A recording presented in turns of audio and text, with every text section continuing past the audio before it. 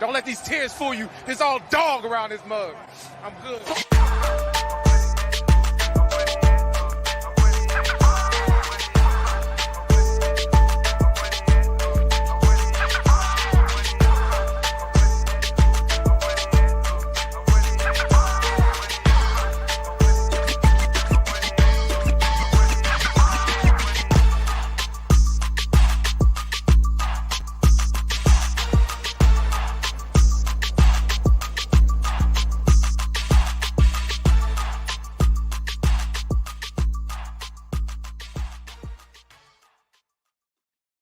Hey, what's going on, Who Dat Nation? It is yours truly, TJAY Jones. And yes, I am the host of the State of the Saints podcast. And thank you so much for checking out the State of the Saints podcast, where we talk New Orleans Saints. Thank you so much for allowing the State of the Saints podcast to be a part of your listening pleasure. This will be an audio version of the State of the Saints podcast. This will be put out on all streaming platforms, of course. But on this edition, we're going to be talking about the final game of, week 2, the New Orleans Saints, the New Orleans Saints week 2 matchup, okay, against the Los Angeles Chargers. This is a game that, has been broken down. We broke it down yesterday with the final thoughts, and we're going to go ahead and, put a little bow on this. I did a recording of the up and down video that I'm going to go ahead and release probably later on, probably after this show. So, we're going to be doing that every single week. If you didn't check out the episode with the ups and the downs, we're going to continue to do that. But let's go ahead and talk a little bit about this, man, giving the final thoughts to this game, week 2 versus the Los Angeles Chargers for the New Orleans Saints. There were some good things that happened in the game. There were some bad things that happened in the game. There were some positive things that we can just think of right off the bat. You have to think about, Malcolm Roach, Kendre Miller, Nico Lalos, all these different guys out there, man. I mean, it was a really good effort by some guys that you wanted to see something from. Peyton Turner is another guy that I feel like really stepped up and did some amazing things in the game. Forcing that fumble. Brian Brzee, that's what you want to see from your first round pick.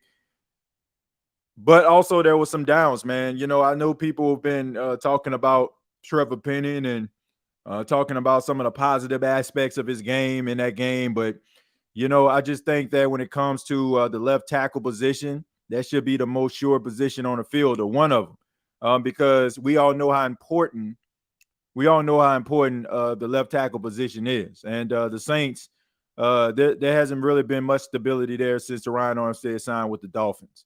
And the Saints are really counting on Trevor Penning to step up, do his thing. And I just need to see more, man. I've been telling people, and I'm going to continue to say this.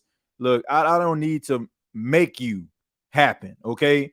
Sometimes you squint an eye and you got to look at something, in a certain angle to make it look right. I don't want that from my left tackle. I mean, he has some positive qualities, and he's still young. But the fact is, you're going to be going up against some of the most athletic guys in the business, in the game. And you got to make sure that you're ready every single time, right? I know some people are like, oh, like he got blue pads, but, he fixed the issue. But here's the thing. That defensive end that blows past you could be the guy to hurt your quarterback. It's just that simple. Like, you may never let it happen again in a game, but that one play that you allowed, could have possibly hurt your quarterback. So it's important for the left tackles to be consistent. And I'm just concerned when I see Trevor Penning going up against athletic guys because, these defensive ends, they just get more and more freakishly athletic every single year. So you got to be able to step up. But also, man, look, I'm very frustrated at what I saw yesterday when it comes to the penalties. Like, this is absolutely ridiculous. Like, some people out here are saying, oh, don't worry about it. It's preseason. It's preseason. It's preseason. Like, miss me with that nonsense, man. Like, we went into the season last year. I'm talking the Saints. They went into the season last year, and they were undisciplined. They were undisciplined in preseason, and it translated to the regular season. So it was so many times where They had momentum. Then all of a sudden, here come the undisciplined plays. So I can't accept, oh, they're going to get this fixed. It's just preseason. No. I wouldn't be concerned if I actually see consistency when it comes to being disciplined. But we didn't see that. We didn't see that last year, and we didn't see that this year. And I'm not going to allow this to get swept under the rug, because that's how you just, you fall for the old okie doke. That's just how it is. Like, you fall for the okie doke. You know what I'm saying? The banana in the tailpipe. Not me. They need to step it up when it comes to erasing these penalties. And, Dennis Allen knows that. Dennis Allen talked to the media immediately following the game, and he talked a little bit about the penalties. The pre-snap penalties can't happen. That's just a total lack of focus. And so that's got to get cleaned up. And then really you got to look at the tape, and you got to determine from a technical standpoint, what could you have done better technique-wise to put yourself in a better position, specifically on some of the holding calls. And look, from my vantage point, I probably don't, I don't believe they were all holding, but the flag went down and they threw it. And so we got to look at it and see what we can do better. You know what, Dennis? You're probably absolutely right. Probably some of those penalties should not have been penalties. But you cannot say all of them were not supposed to be penalties. And that's the thing. You know what I'm saying? Let's not minimize the situation, all right? Even if you go back and you look at the film, you like, oh, this isn't it. This isn't it. This isn't it. Guys are still putting themselves in a position for the referees to call a flag on them. And I'm just saying, man, like, you have to look at the coaching at this particular point. Because if you keep on having penalties, that's a reflection of your coaching. That's a reflection of your leadership, the head coach. So I'm not minimizing this at all, especially if it's something that we actually saw last year in 2022. We don't want to see anything that resembles 2022 in 2023 when it comes to the New Orleans Saints. Maybe, you know what I'm saying, like, I don't know, the defense later on down the stretch towards the latter part of the season, something like that. Yeah, that'll be cool to actually start the season that way. But when it comes to the undisciplined play, no, sir. I'm tired of it. I'm sick of it. And this is something that shouldn't be swept under the rug. I can tell you that right now. And also what I'm kind of sick of is the lack of effort that's coming from the second-round pick, Isaiah Foskey. I think that he has some really good qualities. I think that he's an athletic guy, but I don't know if he's too nervous. I don't know if the bright lights are blinding him. I don't know what the heck is going on, but the dude is playing extremely soft. I'm not stuttering when I say that. I'm not saying that he can't fix the issue, but the dude is playing cottonelle tissue soft out there on the field. There are plays where he's not giving his all. There are plays where he's allowing these guys to bully and push him around. He allowed Easton Stick to just waltz up in the end zone without any type of interruptions from him at all. And we all seen the viral video of Dennis Allen chewing him out on the sidelines for being absolutely S-O-F-T. Because I said soft? Because I said soft, so what? I said I spell it. S-O-F capital T. Soft. Exactly. Absolutely, positively soft. But Dennis Allen actually talked to the media about Isaiah Foskey's performance and why he decided to chew him out on national television. Yeah, look, I mean, I think that was a play that I thought he should have been able to finish and make the play, and so I expressed to him that I expect him to be able to make that play. That's why we drafted him where we drafted him. And so now, that being said, man, I've seen some improvement out of this player. I've seen him cut it loose a little bit, but yeah, I mean, I hold him to a standard that a standard of expectation that he should have made that play. That's the way I feel. So you see Dennis Allen actually holding this guy accountable. I mean, you're a second-round draft pick. You're the all-time leader in sacks in Notre Dame history. Like, think about this. Think about Notre Dame.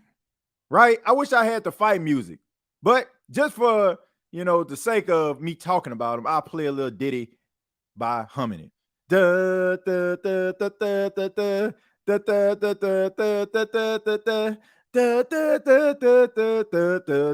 da, da, da. Y'all get it. But anyway, look, Notre Dame is one of the most rich traditions when it comes to powerhouse football. And this guy, Isaiah Foskey, is the all-time leader in sacks.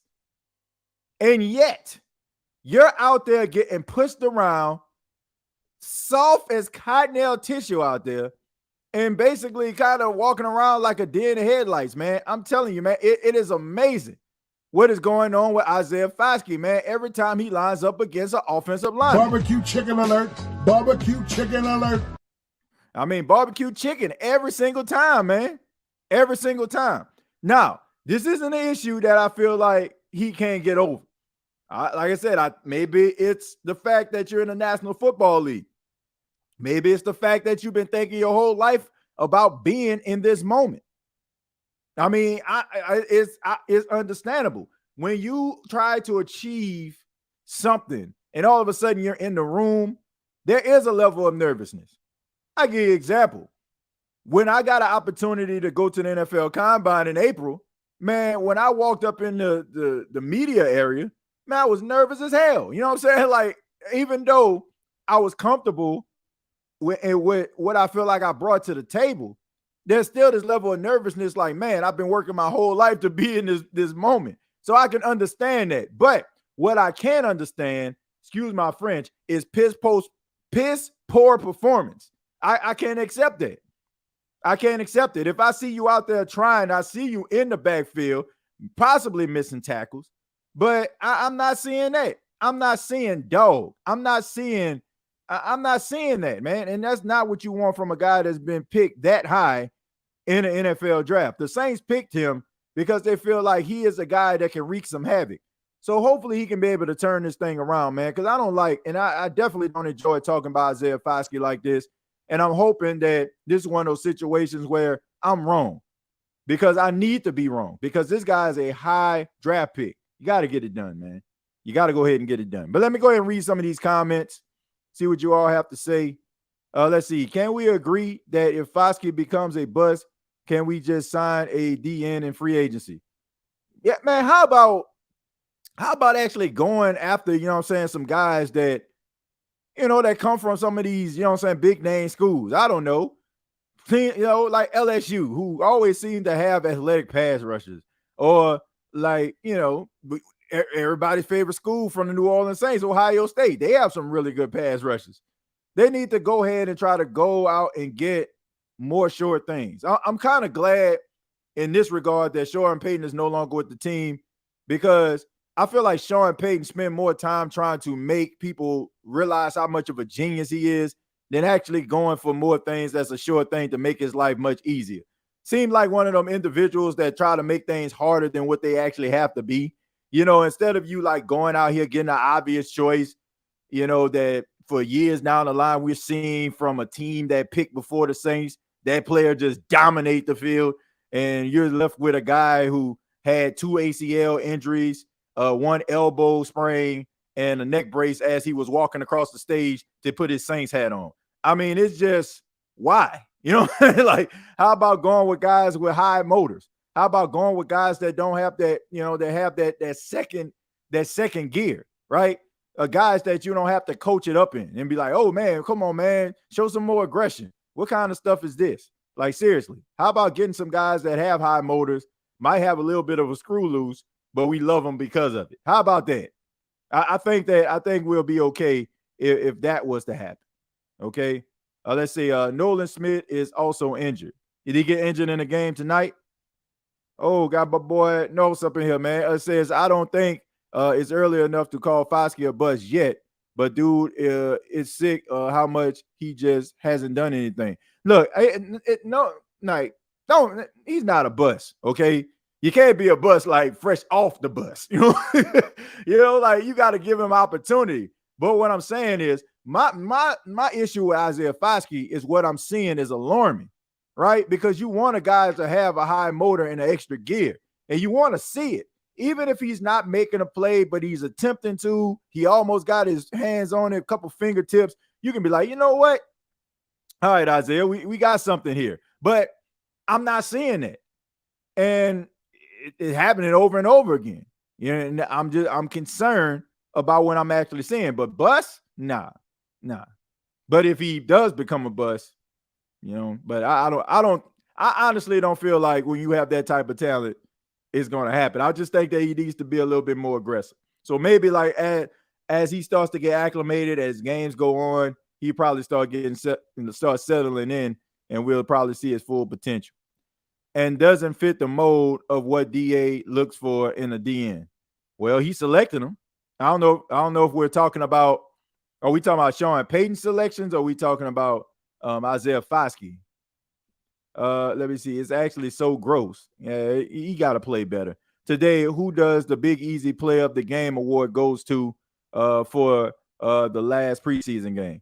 Well, I got the ups and the downs, man. Like I said, that video is supposed to be, I already recorded that. I recorded that earlier today. I'm going to go ahead and put that out. But if I had to pick somebody, man, I mean, look no further than Nico Lalos. And to prove that, I actually gave him his own soundbite. He better lay low. He better lay low. He better lay low. Yeah, man, you got to give it to Lalos. I mean, 3 sacks. I mean, a pass deflection, 4 solo tackles. I mean, you got to give it to Lalos, right? He better lay low. Like, shoot. So, shouts out to Nico Lalos. I mean, look, this is a great performance for a guy who is in a very crowded locker room full of guys that are extremely athletic, and it's going to be tough for him to make this team on the interior. I mean, you got to be honest with yourself. You got Big Nate Shepard out there. You got Malcolm Roach out there playing out his mind. You got Brian Brzee, who you're seeing flashes, and Colin Sanders, who is a freak of nature. I mean, this dude actually got pressure up the middle, and the way he started chasing down Easton Stick, I mean, that guy is a freak of nature, man. Like, to see a guy that big, 324 pounds, chasing after Easton Stick and gunning him down, by the way, it's going to be hard for Nico Lalos to make the team. But I got respect for him. He's a guy who played in XFL. I want to say he played for the Seattle Sea Dragons. And, he also, played in the league, for a couple of years, got some experience doing his thing. And I just think that somebody going to pick him up, But, yeah, if I had to pick somebody, I'm going with Nico Lalos. He better lay low. So let me scroll down a little bit. Let's see. TJ, is Lalos a DN or a linebacker? He's a defensive end / tackle. Like he plays on the outside end as well as the inside. But his position title is defensive end. Nico Lalos went crazy. Yeah, I mean, on the last 3 plays, like it was like he got a pass deflection, then he got like 2 sacks. I'm like, man, that is insane. Like in a 3-play span. Like that's the type of stuff they make movies about. Like when a guy on the sidelines, he getting punked the whole game, then the coach give him that old Newt Rodney speech. Man, you come too far. You come too far. You got to go out here and do it. And he start having flashbacks to his mama and stuff like that, being sick, or his sister around this thing, he got to take care of them. And then all of a sudden he put his helmet on, and here come the slow-mo, right? Then all of a sudden he started acting like a beast with the background music in the background, you know what I'm saying? Like playing. And then all of a sudden, they win, and, they facilitate a comeback. Then all of a sudden, like they get the ball at the end. And even though he playing defense, he come in on offense because the tight end got hurt. Y'all know them type of movie. Y'all know what I'm talking about. But anyway, like that's the type of performance Nico Lalos had. TJ, thoughts on play calling and routes being ran yesterday? I loved it personally. No sit-down routes, or everything was about timing. Yeah, look, I liked it. That was actually Ronald Curry calling the plays. It wasn't Pete Carmichael, assistant offensive coordinator and quarterbacks coach Ronald Curry. I got a lot of respect for him. Follow Ronald Curry's career since, dude was quarterbacking at North Carolina, playing on the basketball team. Played for the Raiders for a little while, started a few games. got a lot of respect for Ronald Curry. So what he's doing is only setting him up for head coaching positions or offensive coordinator positions in the future. I think that a lot of these guys squandered their opportunities. Guys like Brian Edwards had opportunity to get more snaps because Olave wasn't playing, because Mike T wasn't playing. You see, I didn't see Keith Kirkwood out there, so all I'm saying is you kind of squandered those opportunities. A couple guys stepped up and rose to the occasion. Guys like Shaq Davis rose to the occasion. I think about, man, Kirkland, he took advantage of his opportunities. Kendre Miller in the passing game stepped up as well. So you had some guys that really took advantage of it, and then you had some guys I feel like that hurt themselves. Guys like Lucas Kroll, even though, it was kind of a mixed bag, depends on who you talk to. Was the game good or not? And like I said, Brian Edwards, I'm just very disappointed in a guy who's a seasoned veteran, who's been around the league, that understands the game, is going out there with that terrible performance as a blocker on the outside, man. I mean, he basically cost the team 6 points. Well, actually, he cost them 13? 13 points, because they scored twice, and both of the holding calls was on him. So I don't get it. So to me, a lot of guys in this offense that Ronald Curry was calling kind of messed themselves up by not taking advantage of the opportunities. One time, TJ hit that DA anthem. Hit the DA anthem. Let's see if I can find it. Here we go.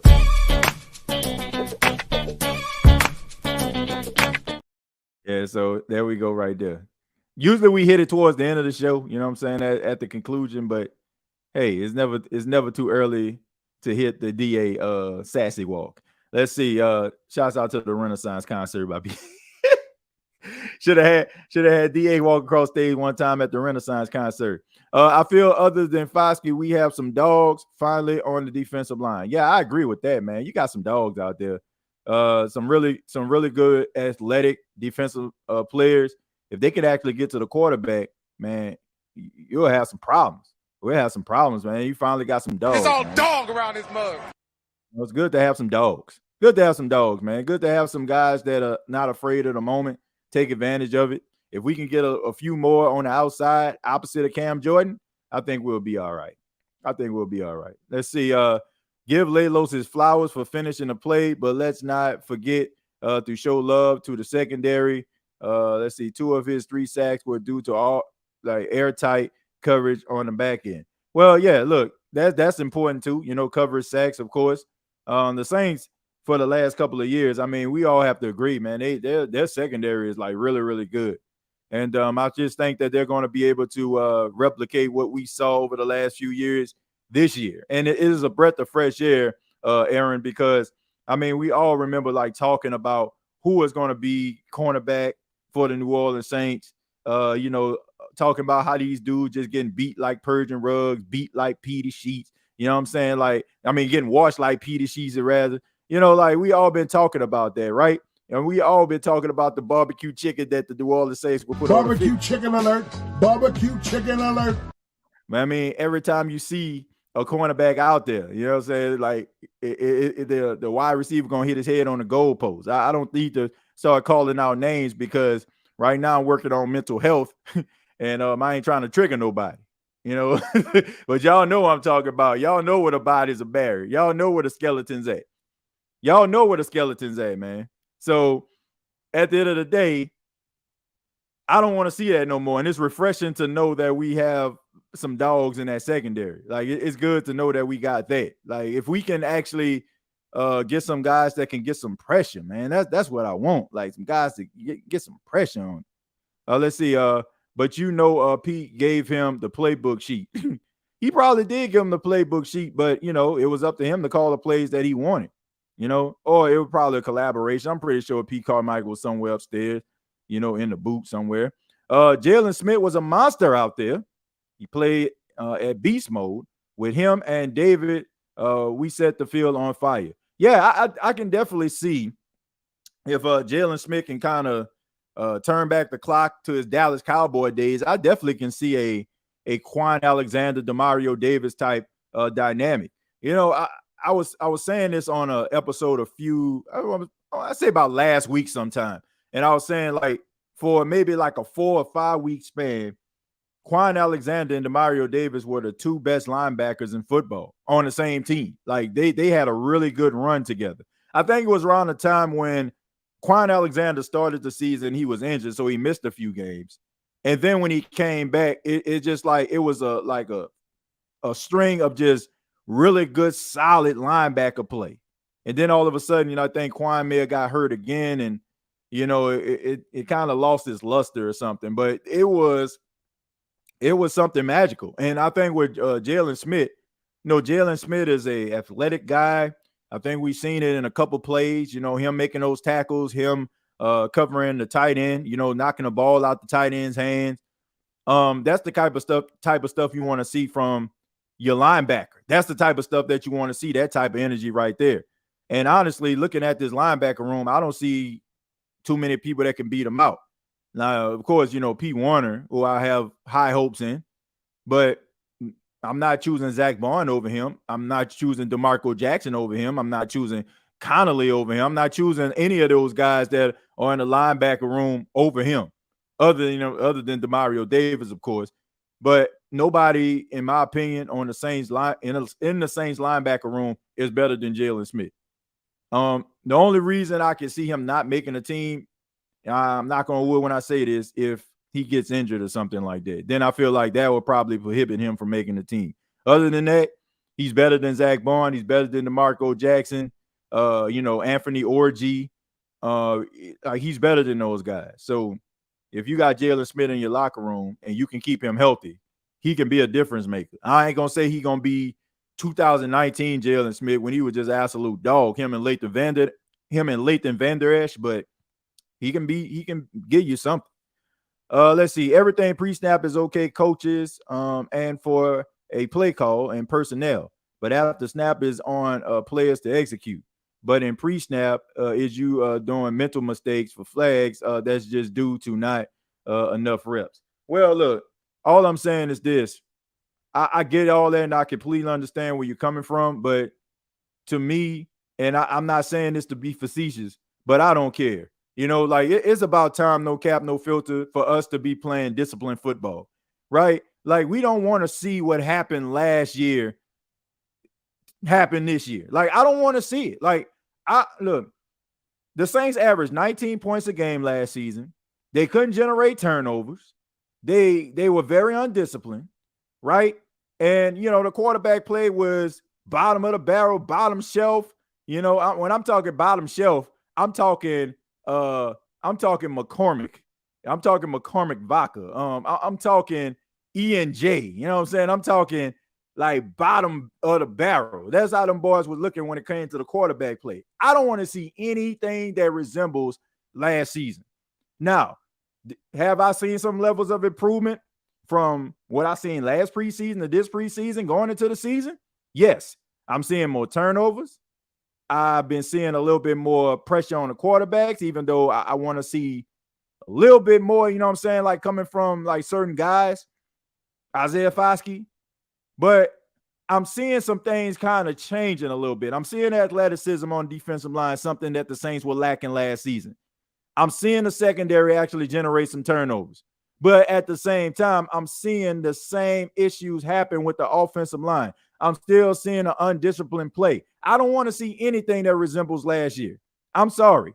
If I'm seeing something that resembles last year, it needs to be called out, because here's the reality. I don't care who the New Orleans Saints have on their team. I don't care who you got. I don't care who you bringing back, coming back from injury, this person's season, that person's season. If the Saints cannot get out of their own way by cutting down on the penalties, they're going absolutely nowhere. And we're just wasting time having this conversation. I don't want to see anything. And I get what you're saying. It makes a lot of sense. The lack of reps, the lack of cohesion. I understand that, but I don't care. You know what I'm saying? Like, I want this situation to be resolved. I want this situation to be over. That's what I want. I don't want to see this. I don't want to see this, because we know that if you're doing this right now, you can't just cut it off and be like, well, you know what? It's the regular season, so let's stop doing this. You know, so I don't know about that. You know, we got to get better on that offensive line. But how about Jalen Smith? Yeah, Jalen Smith did a really good job. You know, I just kind of talked about that. For a few minutes. Let's see. Has there been a Traquan Smith sighting? I think this is the year that his luck runs out. Yeah, I mean, look, out of sight, out of mind. You have A.T. Perry out there getting up the depth chart. You got Shaq Davis up there trying to make it interesting. You know, the rest of them guys, in my opinion, for the exception of Kirkland, you know, they kind of pretty much out there. But, you know, other than that, you know what I'm saying, it's going to be tough for Traquan Smith. You know, I mean, I seen Quan Baker out there. You know, the only reason I know he was out there because I know he wears number 15. You know, so this is an opportunity for a lot of these guys to be able to step up. That's why, you know, I was saying when it comes to Brian Edwards, I just think that he didn't do himself any favors yesterday.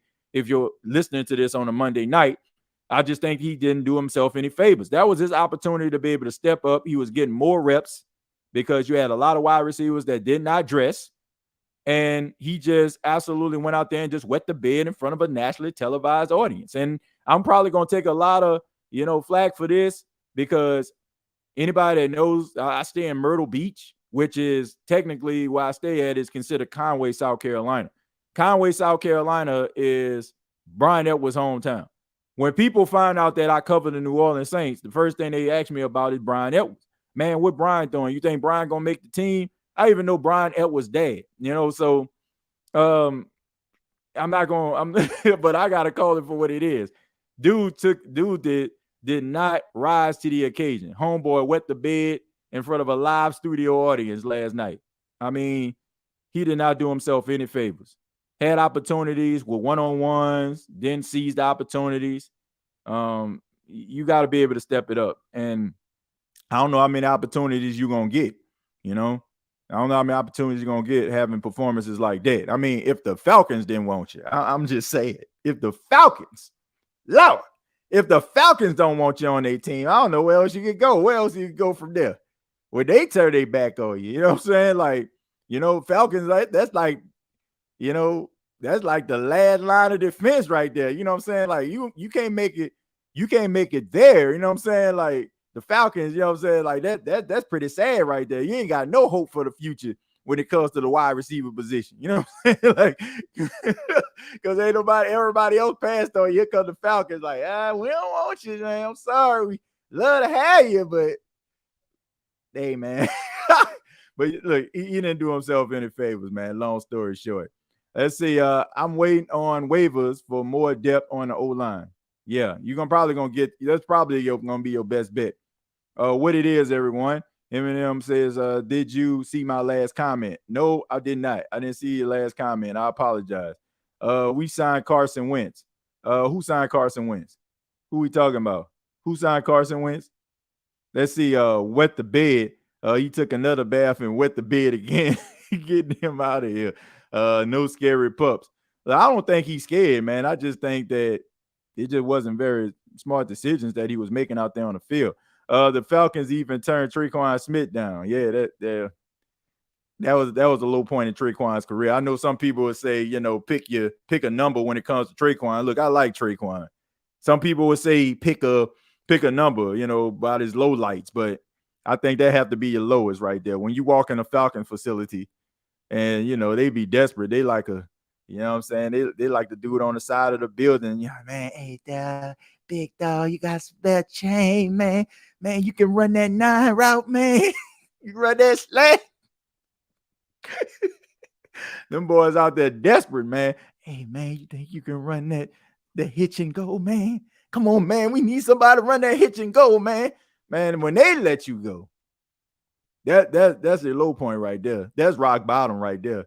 You know how people would talk about, you know, that, you know, they talk about when they reach rock bottom.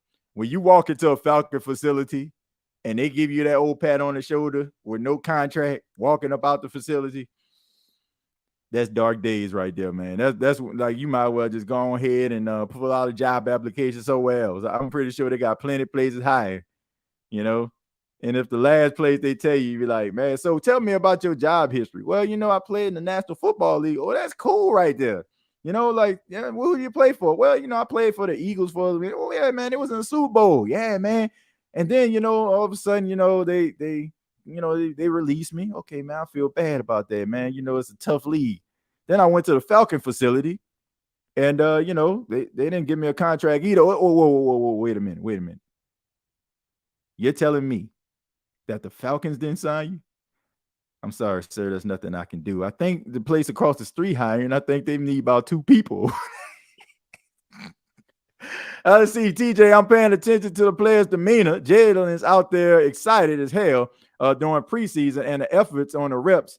He gets his dope to see. No cold motors. Yeah, absolutely. No cold motors up in here, man. We don't roll with cold motors. No cold motors. No cold motors, man. Let's see, TJ Hush say, man, how many routes you run?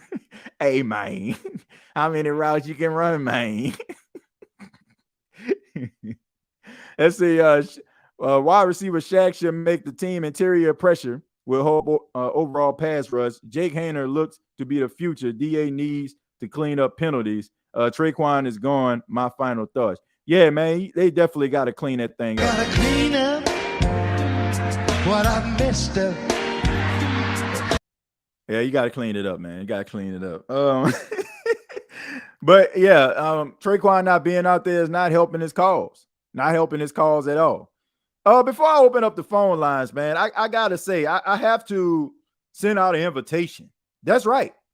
I'm going to send out an invitation to all of the people on social media, all the people on Twitter that tried to go at me. That's right. I'm opening up the phone lines to you. All the people out there that, you know, the school system has failed because they can't understand what comprehension is all about. Honestly, I can see why so many people out here aren't married. I can see why divorce is at an all-time high. I can see why dating is at an all-time low, because a lot of you get in where you fit in, do not understand comprehension. People cannot understand for the life of me. I don't understand this. They cannot fathom you liking a person, having respect for a person, but are willing to call them out because of something that you see. I don't know what's up with this generation where people just can't understand that you can actually criticize a person and actually like them, or, you know what I'm saying, have a level of respect for them. Why is it that if you say something critical about a person, then all of a sudden you just don't like them? But anyway, for those that just tuned in, I put a video out of a clip of the last episode of the State of the Saints podcast that I did, and I was talking about Jameis Winston.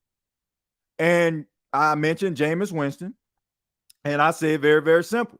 I said the way he played on Sunday is one of the reasons why people feel validated in their criticism of Jameis Winston, because of the things that he do at times, right? Some of the reckless plays. Now, I don't think anything was wrong with that. I don't think anything was wrong with what I'm saying. But we all know that people have that Charlie Brown complex where they only hear won't turnover, won't Jameis Winston interception, won't overthrew a pass. That's all they hear. They don't hear any of what you're trying to say or what point that you're trying to prove here. But anyway, I'm welcoming all those people out there that tried to go at me so I can personally eviscerate you on the State of the Saints podcast. Yes, I am that confident, because some of you that have these opinions about him, I have the same opinions. You know what I'm saying? Like, I like the dude just like you. So that's the reason why when people were trying to goat me into conversations, I didn't respond. I didn't respond because if I did, it would make it seem as if I'm going at Jameis Winston, or I have an issue with Jameis Winston, or I don't like Jameis Winston. But I do. So that's the reason why I didn't go at him. But I stand by what I said. This is a guy, I'm talking me, that criticized Drew Brees. This is a guy who criticized Sean Payton. This is a guy who criticized Cam Jordan at times. This is a guy who criticized some of the most polarizing figures for the New Orleans Saints. and didn't think twice about it. And you know why? Because no matter how great you are, no matter how many yards you throw for, no matter how many touchdowns you throw for, no matter how many sacks you get, guess what? You're still being held accountable. Just like I would if Traquan dropped a pass or some of these role players that you have that don't have the biggest star on the Saints Walk of Fame. I'm going to call you out. So I'm about to open up the phone lines here. And for all the people out there that were, you know, brave enough and bold enough to come up in here and talk and say all these different things and try to put words in my mouth, please call into the show. Please call into the show so y'all can really see what your boy is all about. I told y'all, this is me right here. This is me. I ain't got no time. I want all the freaking smoke. So please, when I open up this phone line, please come in. I want all the smoke. No disrespect to my guy. I want to make sure I pull up his name. Hold on, give me a second. I'm opening up the phone line. I want to give this man his just due. Shouts out to my guy Nola, Real Super Nola, who basically said this, and I quote. All right. I want to make sure I get this. I want to make sure I get this quote right. I want to make sure I get it because I want to make sure that people understand exactly who I'm talking to. But anyway, let me paraphrase that. So basically, he's saying that I made an entire podcast yesterday. I made an entire podcast on Jameis Winston. Anybody that watched the podcast already know that I didn't make an entire podcast on Jameis Winston. Now, I talked about him, but I didn't make an entire show about him. But, you know what I'm saying? When you got, but I can completely understand why. I can completely understand why he has this stance. Because if I'm riding in Jameis Winston's Cadillac and I'm filming Jameis Winston and everything he does too, I want to stay on his good side too. I would want to do that too. But I have nothing but respect for Super Nola. But please, dog, like if you didn't watch the show, please don't put that stuff out there because that's not what I said. That is not what I said, man. And I did not dedicate an entire show talking about Jameis Winston. And even if I did, I'm pretty sure there was some levels of truth into what I was actually saying. So I don't like that type of energy, right? Anytime you say something about them, here come the stands out there, the Cape Crusaders out there, you know what I'm saying? That stay caping, that can't see the forest through the trees. Do not talk football with me. All right. Like we can talk about analytics and all that kind of stuff there, but guess what? Right? Once upon a time, the analytics said that Baker Mayfield was a better quarterback than Josh Allen. Once upon a time, the analytics said that Cardale Jones was better than Joe Burrow. Once upon a time, the analytics said at one time that Matt Flynn was better than Russell Wilson. So miss me with that. Like analytics can do a whole lot of things, but guess what analytics can't generate? Can't generate wins, can't talk about playoff appearances, can't talk about any of those things. So for all those people that are trying to go at me with analytics and all that kind of stuff, that basically trying to validate what I saw, don't waste your time. Don't waste your freaking time. But let me go ahead and open up these phone lines. I don't want to hear nothing about no metrics or no other crap like that. All right. Metrics, you know what I'm saying? The metrics ain't throwing the ball into triple coverage, which needs to be criticized. But at the end of the day, nothing but respect for Jameis Winston. I stand by what I said. I still feel like in a really good circumstance, he can be a starting quarterback in the league. But let's just call a spade, right? Let's just call a spade, man. But I put the link down in there. Make sure that you call in. I'll take a few phone calls before we go ahead and wrap it up and call it a night. Says TJ, this is them hitting the Kevin Hart. No, I didn't mean it. They are losers. We call keyboard gangsters. Yeah, look, man, I ain't got no time for these keyboard gangsters out there, man. I ain't got nothing to say to them boys, man. Straight up, right? I'm just saying, like, if you feel like what I said was, a knock on Jameis Winston and stuff like that, it is what it is. But I'm just saying, like, a lot of people felt the same way that I did in that particular game, in that particular instance. So we're going to go to Money Mick.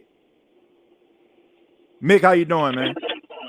Hey, what's going going on, TJ? Can you hear me? Yeah, I can hear you just fine, man. How you doing tonight? Woo, man, I done pulled over my car just to talk to you, man.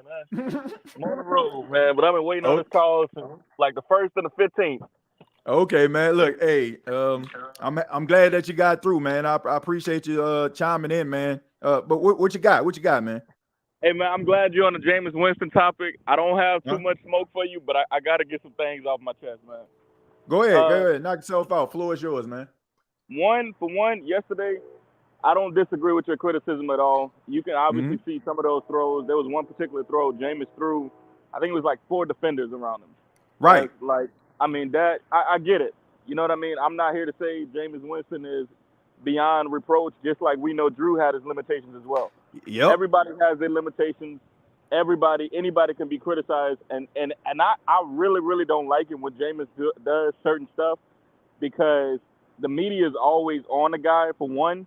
Right. It kind of irritates you a little bit when he does something that kind of they can go off of and they can say, oh, see, this is why and they go overboard with it. And I really that's don't like my whole point, Mick. That's the whole point that I was trying to make.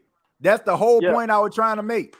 But go ahead, man. And I get it. And it frustrates me because 2 things. One, I was talking to my uncle about this, man. I was like, are Saints fans, not all of us, but are we some of the worst, fans when it comes to knowing football? Do we allow our fanism to get in the way of us seeing things clearly? You know? They got some. They got some people that don't know what the hell they talking about. I'm being serious. They have they got a strong percentage of Saints fans. They can talk ball with you. Yeah, they can talk ball with you. But when I start seeing people this is the thing that on social media, when I see people that be trying to go at me, but they solutions to the issues are we need to sign Justin Jefferson. Like, how the hell are you going to get Justin Jefferson from the Minnesota Vikings? This guy was just the number 2 player in the NFL top 100. But that's their solutions. But those are the people that you sitting up here trying to go at your neck for talking Saints football. Like, knock it off. Yeah, go ahead, man. No, man. I get you, and it's frustrating as hell, man. I remember before we signed Jimmy, man, there was this older woman that was telling me this is when the Saints was having defensive woes, and she was a Saints fan, and she told me, she said, yeah, the Saints are horrible because they don't have Jimmy Graham anymore. And this was like 6 years after Jimmy left, and I was like, that's the reason why we're horrible, right? Not because we have one of the worst defenses historically. You know, just simple stuff like that, man. It's like it kind of annoys you, you know? Yeah. But I would say this. I get what you're saying about Jameis. The thing I don't like, and it's not regarding you, this is regarding the Saints fans that allow their emotions to get too far in the way that just make it seem like the guy is absolute trash. And I don't like that. You know what I mean? Nah. People that talk like that, like, honestly, let's just be honest. 2 people that talk like that. People that want to see this dude fail. And then you got them racist rednecks out there that don't want to see a black quarterback succeed, or the Saints actually have a black quarterback at the helm. Let's just call it what it is. That's what it is. Hiding behind numbers that honestly they don't give a damn about, but they use that as a cover up. I'm talking about some people. Get in where you fit in. If I'm not talking about you, then it is what it is. But a lot of people just don't like this guy, and they'll take it any way they want. So anytime he messes up, they ready to pounce on any little thing that he does that isn't a part of the status quo. That's just what it is. I seen someone, and they're going to remain nameless. I don't even want to give them attention, but I seen someone on Twitter yesterday said Jameis can go. Jake Haener is now the backup. And I like Jake Haener. But I'm like, are you serious? Like, already you ready for it to cut Jameis and Jake Haener? It just needs to be the Derek Carr and Jake Haener show.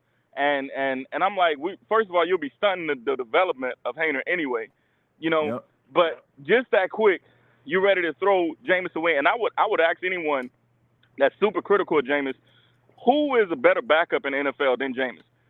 And who has the Saints had in particular? I'm talking about through all of time, that was a better backup quarterback. I'm not talking about starter, but I'm talking about backup quarterback who we've had. That was the best. Maybe Chase Daniel, and I think Jameis is better than Chase, to be honest, you know. But we've seen that the guy is able, if he's under Sean Payton, somebody that's able to work with him you've seen what he can be. Without that, under this, you kind of get old Jameis. But does that mean the guy is in the bottom of the barrel? No. Does that mean he's also above reproach? No. I just feel like people get too dramatic on each side. You know what I mean? That's because people can't see the forest through the trees, Mick. That's what I'm saying. Like, people can't fathom somebody saying something that's critical to you all the while liking you. And that's why I keep on using this example. If you've been rocking with me from the beginning, you probably heard me say this over and over again. I've been married for 3 years, right? I know my wife loves me. I love my wife. If my wife tells me something that, and it's critical, that don't mean that she don't love me. That don't mean she don't appreciate me. That means that it's an issue that she feels like needs to be addressed. And I don't understand why people just can't understand that, right? Like, I want people to understand this too. I look like the biggest idiot in the world if I, if I knew the type of person I was, or I knew what I was saying, I would look like a complete idiot. Because a couple of days ago, I'm talking about respecting Jameis Winston, and then I turn around and just say, like, I can understand why people criticize him the way that he do. The reason I can say that because I know I got respect and love for the dude. And my opinion and my views and the views of others has nothing to do, for the most part, has nothing to do with him as a person, as a quarterback, or anything like that. Because I want to see this guy succeed, and I think he has talent. But, man, we can't just sit up here and hold, and sit on our hands because we like somebody. Like, if they having a bad game, man, we need to call it out. Like, we need to address that. That's part of my job. I got to, and I don't want to do anybody here a disservice by not giving you my honest opinion about how I feel. So that's just how I roll, man. You got anything else, Mick? Think we lost Mick, but Mick, man, thank you so much for chiming in. Appreciate that. We can go ahead and get this train rolling a little bit, rolling along. We're gonna go with Jerry. Jerry, how you doing, man? What's going on, TJ? How you doing, my brother? Man, I'm doing just fine, man. Thank you for tuning in tonight. Really excited about this show, man. Thank you for stopping by. What you got for us? Oh, man, look, I started to call in Sunday night, TJ, but everybody had their own opinion, so I said, you know what? I will go out. I'm gonna let them have it. Maybe next time TJ do a show and drop the phone lines, I'll chime in. Yeah. Hey, man, my energy wasn't where I wanted it to be either, man, because I woke up early that morning, man. Hey, man, I was barbecuing ribs, man. I had the ribs smoking outside around 7 o'clock that morning, man. So I was like, I was just tired, man. I got up, worked out, cooked, barbecued a little bit. And honestly, man, before the game, I almost missed like the first couple series. Because, man, I kind of sat on my couch and I just dozed off. And I'm like, oh, snap, I got to watch this game because I got to do a podcast. So it was definitely one of those nights, man. But I appreciate you for chiming in tonight, man. No problem, man. But I want to just talk about the game on Sunday. Yeah, go ahead, man. And I'm sure you witnessed it, and everybody in the chat that witnessed it. Right. Dude, I mean, yeah, I know we won the game. I know they always say preseason don't count and all that. I get it. But dude, you had 14 penalties on Sunday night against the Chargers, bruh. That is a whole lot of cleaning up to do, especially with them pre-snaps. Yeah, man. These penalties that we got almost cost us 200 yards. Yep. Almost. That's a lot, 14 man. penalties that we had. I mean, that's going to cost you winnable games, TJ. And I say this all the time. These penalties are going to cost you winnable games when you face somebody. Facts. And you're talking about some major cleaning up, big time. Man, major cleaning up, man. Woo. Canned spirituals cleaning up. You know what I'm saying? I gotta clean up what I messed up. Gotta clean it up, man. Gotta clean it up. Yeah, man. They gotta do better. They definitely gotta do better. But luckily, this is an exhibition. This is preseason, but I don't want to sweep this under the rug. And I honestly don't like how DA minimized the situation. Like, even if that was the case, I don't feel like you should have I don't think that you should have went to the media and said that, even if that was the case, even if that was. Let me go back to Jerry, man. Jerry lost connection. Jerry, you back with us, man? Yeah, I'm back. Okay. Yeah, man. Well, yeah, Yeah, man. I was just saying, like, I don't want people to minimize the situation. Like, this is serious, man, because we saw this was a huge issue last season. That's all I'm saying, man. You don't want to bring this thing, into the regular season. You just don't. No, you don't. Yeah. No, you don't. But I mean, I know we talked about Jameis Winston. No, we already touched on that. I'm not even going to mention it because I mean he did all right on Sunday night. I mean, but not so much. I mean, but Jake Hayner, he came in and stepped up. Yeah, I think Jake did. He's a true backup, bruh. Yeah. Look, I'm gonna be honest with you. Like, you may not want to admit it, but he played better than Jameis Winston, in my opinion. I'm sorry. In this game, He did. he played better. I'm not saying that he's better than Jameis Winston. I don't think he is, not at this stage of his career, but he played better than him. Like, if you just being honest with yourself, that's the way I look at it. I mean, I think you'll have to be real about that. It's not saying it's something that's going to happen going forward, but you got to give the devil his due on this night. Yeah. But there's a couple of players that's looking to be cut next week, because there's week. a couple of people that need to get cut next week, because tonight these two guys, Get your hand out of my pocket! these two guys really didn't show me anything last night. They didn't show me anything Sunday night, TJ. And of course, I'm talking about Lucas Krull and Brian Edwards. Yeah. Because you had the dude had opportunities to catch the ball, and homeboy dropped it. Mm-hmm. Yeah. And I'm that was your bro, opportunity. what are you doing? Catch the freaking ball, bruh. Bruh, when they used the term fumble the bag, homeboy fumbled the bag. You know what I'm saying? You fumble my football, and I will put my foot up your John Brown high parts. And then you'll run a mile. You walk a mile. Perfection. Let's go to work. Let's go to work. Yes, sir. Remember the Titans, man. And that's exactly what Lucas Krull did on Sunday night. He fumbled the football. Yep. He dropped him.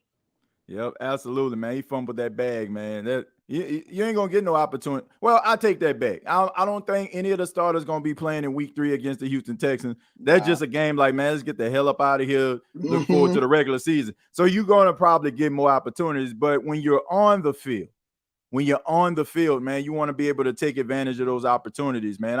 I'm very scared for Lucas Krull right now, but. Hey, man, I think based on his skill set, if the Saints release him, he'll find another place. I think somebody will pick him up. Yeah, somebody will get him. But I want to look at a couple of guys, 2 or 3 guys I looked at on Sunday night that really stood out the most. Okay. And those two guys were Jalen Smith. Oh yeah. And Nico Lalos. Oh yeah, man. Nico Lalos. Nico, that boy right there got 3 sacks Sunday night. It's an automatic, TJ. He gonna make the roster 100%. Yeah, man. Hey, that's why he plays so well. That's why he got his own sound bite, man. He better lay low. Gotta lay low. You know what I'm saying? Like, that's why he got his nobody own. move until I say so. Hey. Hey, but that's why my boy got his own sound bite, man. When you play that good, man, you got to get your own sound bite, man. Rest in peace to Nate Dogg, nonetheless. But yeah, man. Yeah. But Jerry, you got anything else, man, before we let you go? Yeah, only one more thing, TJ, and I'm gonna get out of here. Right. I heard about they canceled joint practices with the Houston Texans because Houston had so many injuries. I mean, I understand the point. Just go straight shot into Sunday and just play. As a matter of fact, we're gonna play them again in October. So that's in week 6 at their house. So pretty much, yeah. So ain't nobody gonna show anything. So I don't blame them and the New Orleans Saints for canceling their joint practices, because Saints just got to playing the Chargers. They had their joint practice even before the Hurricane Haley or Tropical Storm Haley came in to Cowboys. That's something I never seen before, TJ. Now who that nation? I ain't never seen that. Shouts out to everybody in the chat. We all know about hurricanes. We all know about tornadoes. in Louisiana and Mississippi. We're familiar with that. But Mhm. California ain't never seen a hurricane. Man, I ain't and never like you talking about 84, 85 years, they say. Yeah, man. Yeah. They I used ain't to never earthquakes and this and that and all that over there, but never a hurricane. Yeah, man. That was crazy. I ain't never heard of anything like that. Like, Dude, that's a whole and that's a earthquake whole on the different same day. that's a whole different topic for a whole nother show. Like, honestly, man, like Man. just how weird that is. And that's Yeah. that's on a whole nother earthquakes. Yeah, that happens all the time in Cali. Yeah, But we're that's talking about automatic. like hurricanes. I don't know about that, man. But I'm glad the guys got off back in Louisiana safe and sound. That's the most important thing, man, that those guys got back. So yeah. Man, just look forward to the game in Houston. Get out of there virtually unscathed. Don't really, mess around with your starters. Like, just have them ready for week 1 and just be ready. That's pretty much it. Yeah, and But, also shouts out to the Doug Mouton on WWL and Brooke Kochava of New Orleans Football. They said that New Orleans came in Monday morning. I think they say 3:30. Yeah, I think they said so. They got back safe and sound. So that's good. That's good to hear. Yeah. That's very important, man. Like, they got back safe and sound, man. And shouts out to the people of California, man, enduring something that they're not used to. Praying for them. Yeah. So I mean, because hopefully, I got relatives over there and some friends over there. So I get the point. Yeah, man, definitely. But Jerry, thank you so much, man. Appreciate the call as always. Always entertaining. Always fun to chop it up with you, man. And make sure you call back anytime. We'll do, TJ. You have a blessed week, and shouts out once again to everybody in the chat. I love y'all, and I'm just ready for this week's 3 preseason finale, and I'm just ready for the real deal on September the 10th when we play Tennessee. Yeah, absolutely, man. Looking forward to that game. Should be an interesting game. Both teams are trying to get that first win, and it's a huge matchup for the New Orleans Saints, man, being able to stop that run with Derrick Henry and TJAY Spears, the former Tulane Green Wave, man. Yeah, yes, sir. Yeah, take it easy, man. You too, TJ. Y'all have a blessed week, man. All right, you too. Yeah, all right, peace. Man, shouts out to Jerry, man. Good call right there, man. Good brother, always a great to talk to him and chop it up with him, man. Man, but at the end of the day, man, the Saints, to me, they just got to get it done defensively. You know what I'm saying? They got to get it done defensively, being able to get pressure on the quarterback. The secondary looked really, really good. I'm seeing some improvement. I'm seeing some young guys out there taking advantage. I got to give credit to Smoke Monday, man. I think may have been like one of the last drives for the Chargers. He had like back-to-back plays, man. I don't know if it was because they tried to run this same rollout, you know what I'm saying, where you had the running back underneath for a dump off, and Smoke Monday made 2 consecutive plays, man. And so I was really impressed at what I seen him in that red zone situation right there. Two solo tackles right there that was needed, man, because if he didn't tackle the guy, that guy would have waltzed into the end zone a couple times. So let's go ahead and go to No Cap, No Filter. How you doing, man? What up, TJ? You can hear me? Yeah, I can hear you just fine, man. Thanks for calling in. Yeah, I'm gonna let you stay where you want me to talk about. Where you want me to go with it? Man, you go anywhere you want to, man. I'll follow suit, man. Go ahead on the start. I'm gonna go ahead on the start with the Jameis thing, man. I think a lot of fans like Jameis because the person he is, the talent he has, and just the fact that he got hurt 2 seasons in a row. Like if everybody could have just seen a full season of this dude and really be able to really give him a fair shot and critique him all the way through, I think people will be more so, instead of like in the middle understanding where he is as a quarterback. Yeah, I agree.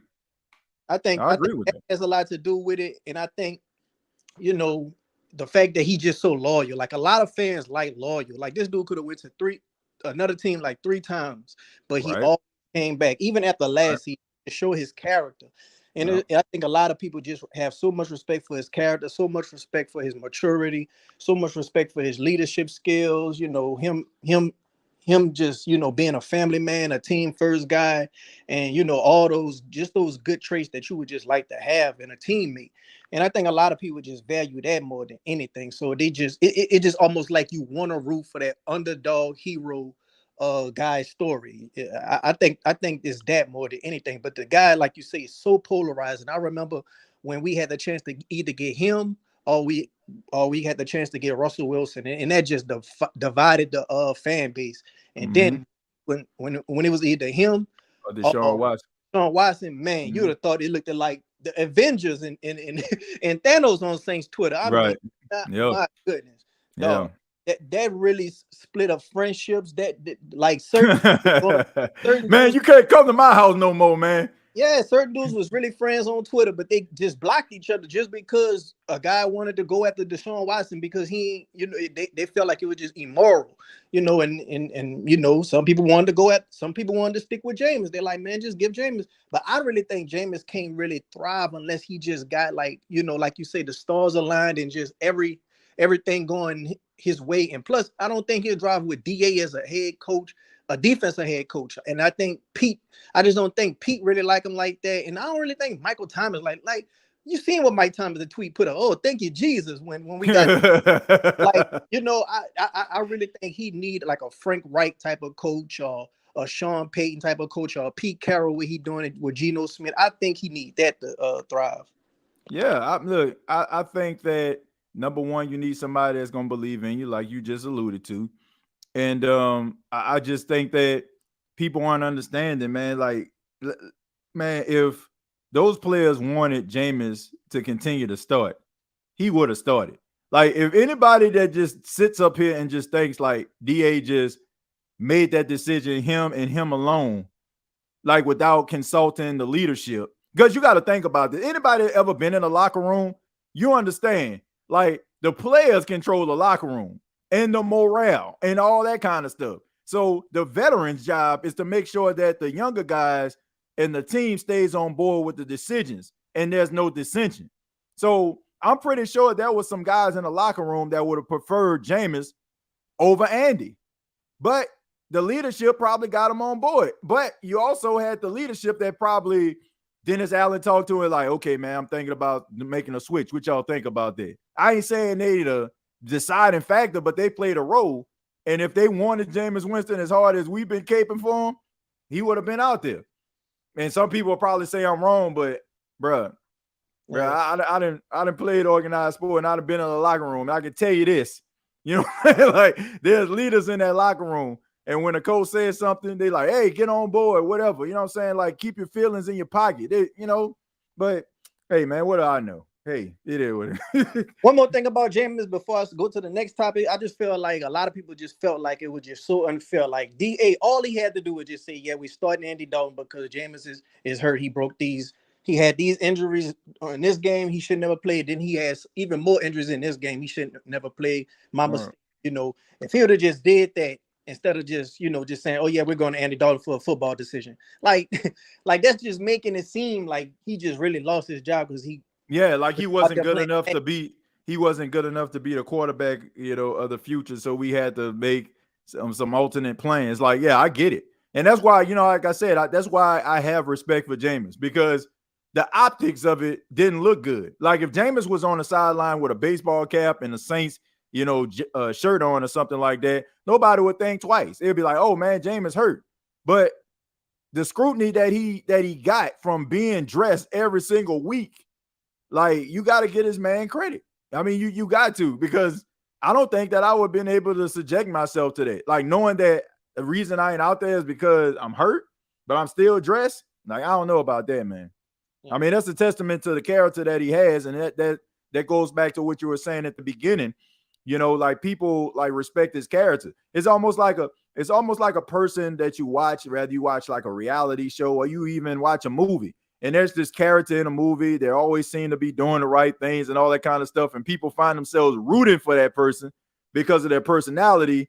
And, it seems like they always getting the short end of the stick. So they automatically become, like the hero, right? I'm big in wrestling. I mean, that's, what I'm saying? That's kind of like what it is. Like you have like this one wrestler who, all of a sudden he just catches fire, probably has good matches, and people just start rallying behind him. Like, like that's just how it works. And I feel like that's what it is with Jameis, because of the good qualities that he has, the family man that he is. And it's kind of hard for people just not to like him. So people find themselves defending him. But And I was split.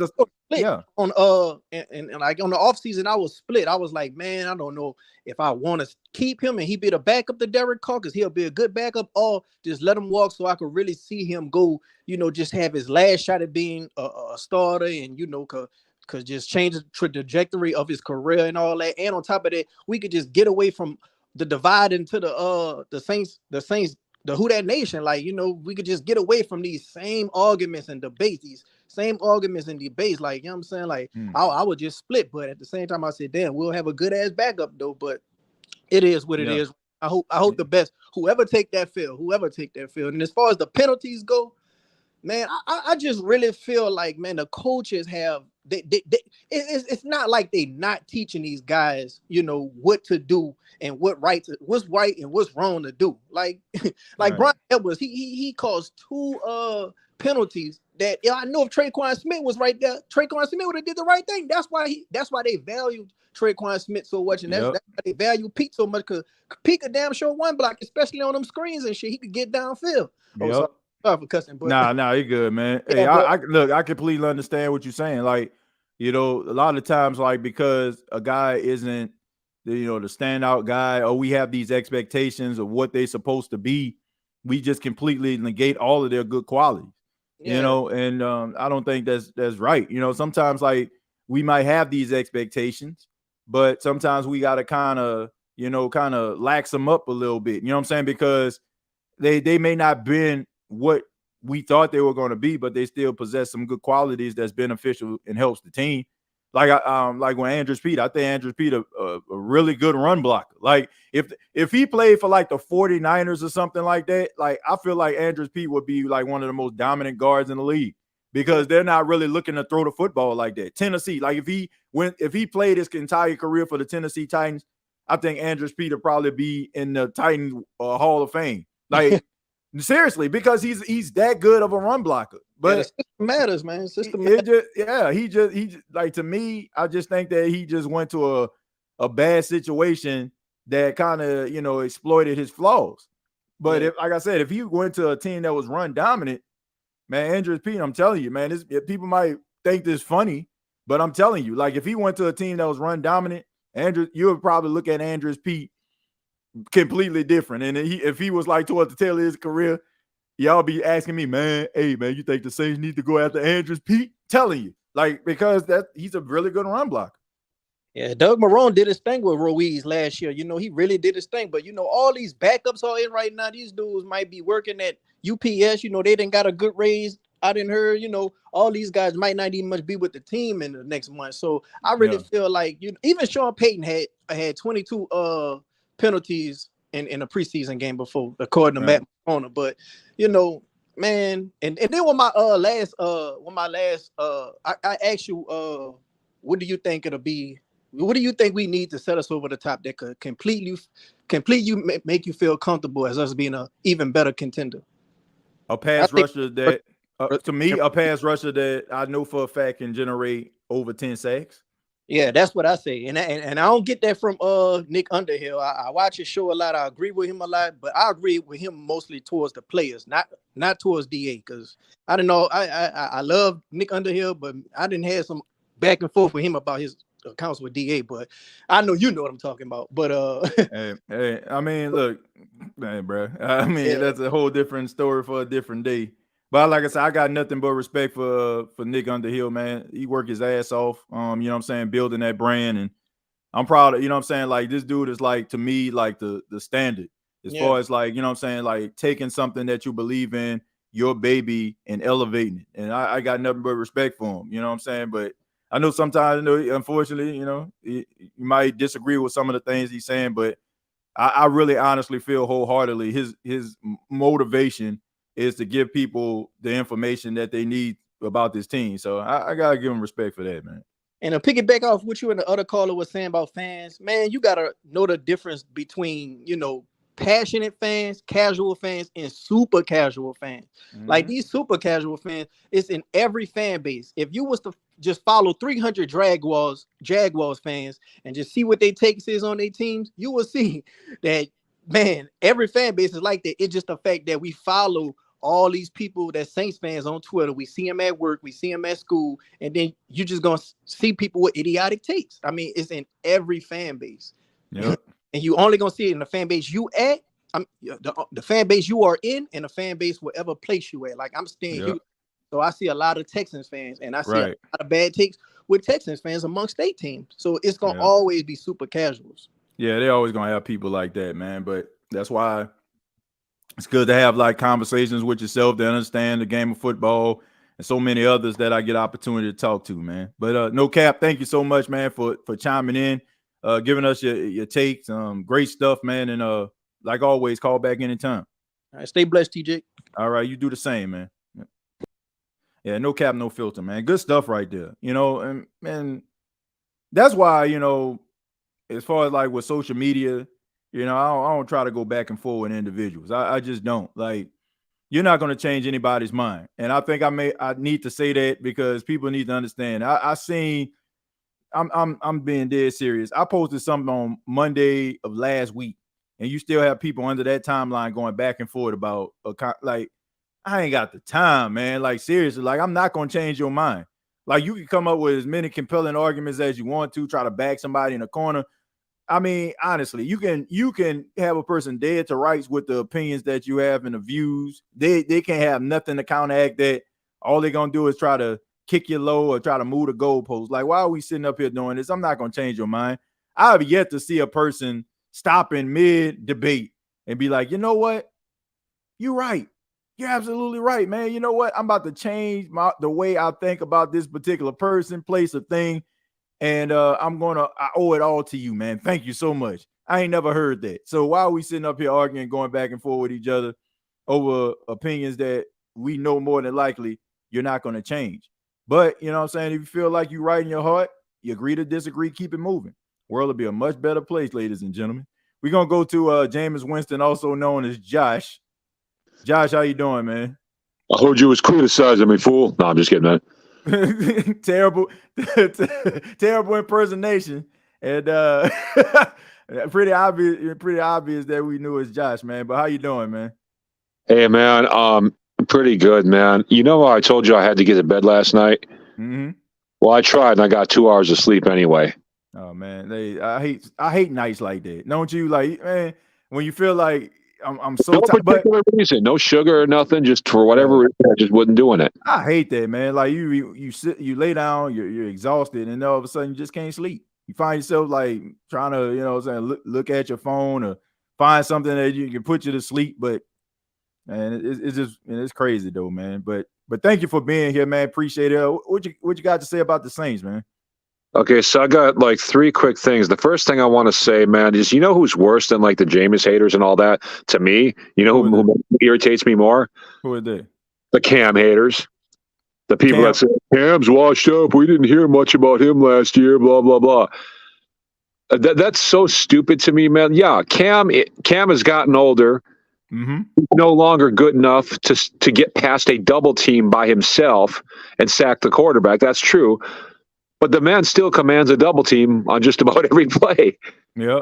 There's still not too many people that can go one-on-one with him. But, you know, a lot of people have trashed Cam both on not like trashed him, but like to say we need to get rid of him, like on Twitter and even I've seen a lot of it in your chat too. Not recently, but just I've seen a lot of it. And so to me, it's just like, man, Cam is providing so much value to us. Because even if he's not doing anything, not getting the sacks or getting the runner, he's still commanding a double team every play. So he's opening up stuff for other linebackers, right, to make play. Yep. You know what I'm saying? Until, you know, like I said, even this year, you're not going to see too many people going at keeping them in check one-on-one. No, you're not. You're not going to see that. And you know, I don't know who said that about Cam Jordan, but you know, I mean, we all, you know, we live in a world today, man. We already know what it is. You got a lot of people out here with these hot takes, overreacting about situations. Look, the Saints are it's a privilege to have Cam Jordan on your team. This guy plays at a position, and for 12 seasons, he only missed 2 games. And he has, honestly, if people understood what they were actually saying and how ridiculous that is, like, can you imagine Think about this, Josh. Can you imagine if Cam Jordan wasn't as durable and as consistent as he is, how bad that defensive line would be? Like, seriously. Oh, last year would have been. The mistakes that the Saints have made through the draft, trying to find guys, big, long wingspan, that can't get past no offensive lineman, no matter if they're a backup or a backup to the backup. But Cam Jordan is the one constant that you actually have. So anybody that's saying that about Cam Jordan, bruh, please, like, man, don't talk football ever again. Like, this dude, man, like I say, he is the cologne on the musted body. The mistakes that the Saints have made at the defensive line, if you did not have Cam Jordan, everybody would be calling for the heads of Sean Payton years ago, because they have swung and missed on draft picks on the defensive line consistently. And we have talked about it over the years, man. Yep. And we would, like last year, we would have been like the 2014 Saints defense without him. Yep. Like it would have been that bad. Yep. You know, so yeah, I agree. But hey, you haven't seen people trashing Cam, because I've seen that a lot. I think when towards the midpoint of the season, when he wasn't getting close to the double-digit sacks, people were like, man, Cam washed up, what's going on with Cam? But I'm like, that's the only thing I heard. I haven't heard like people, I will say this.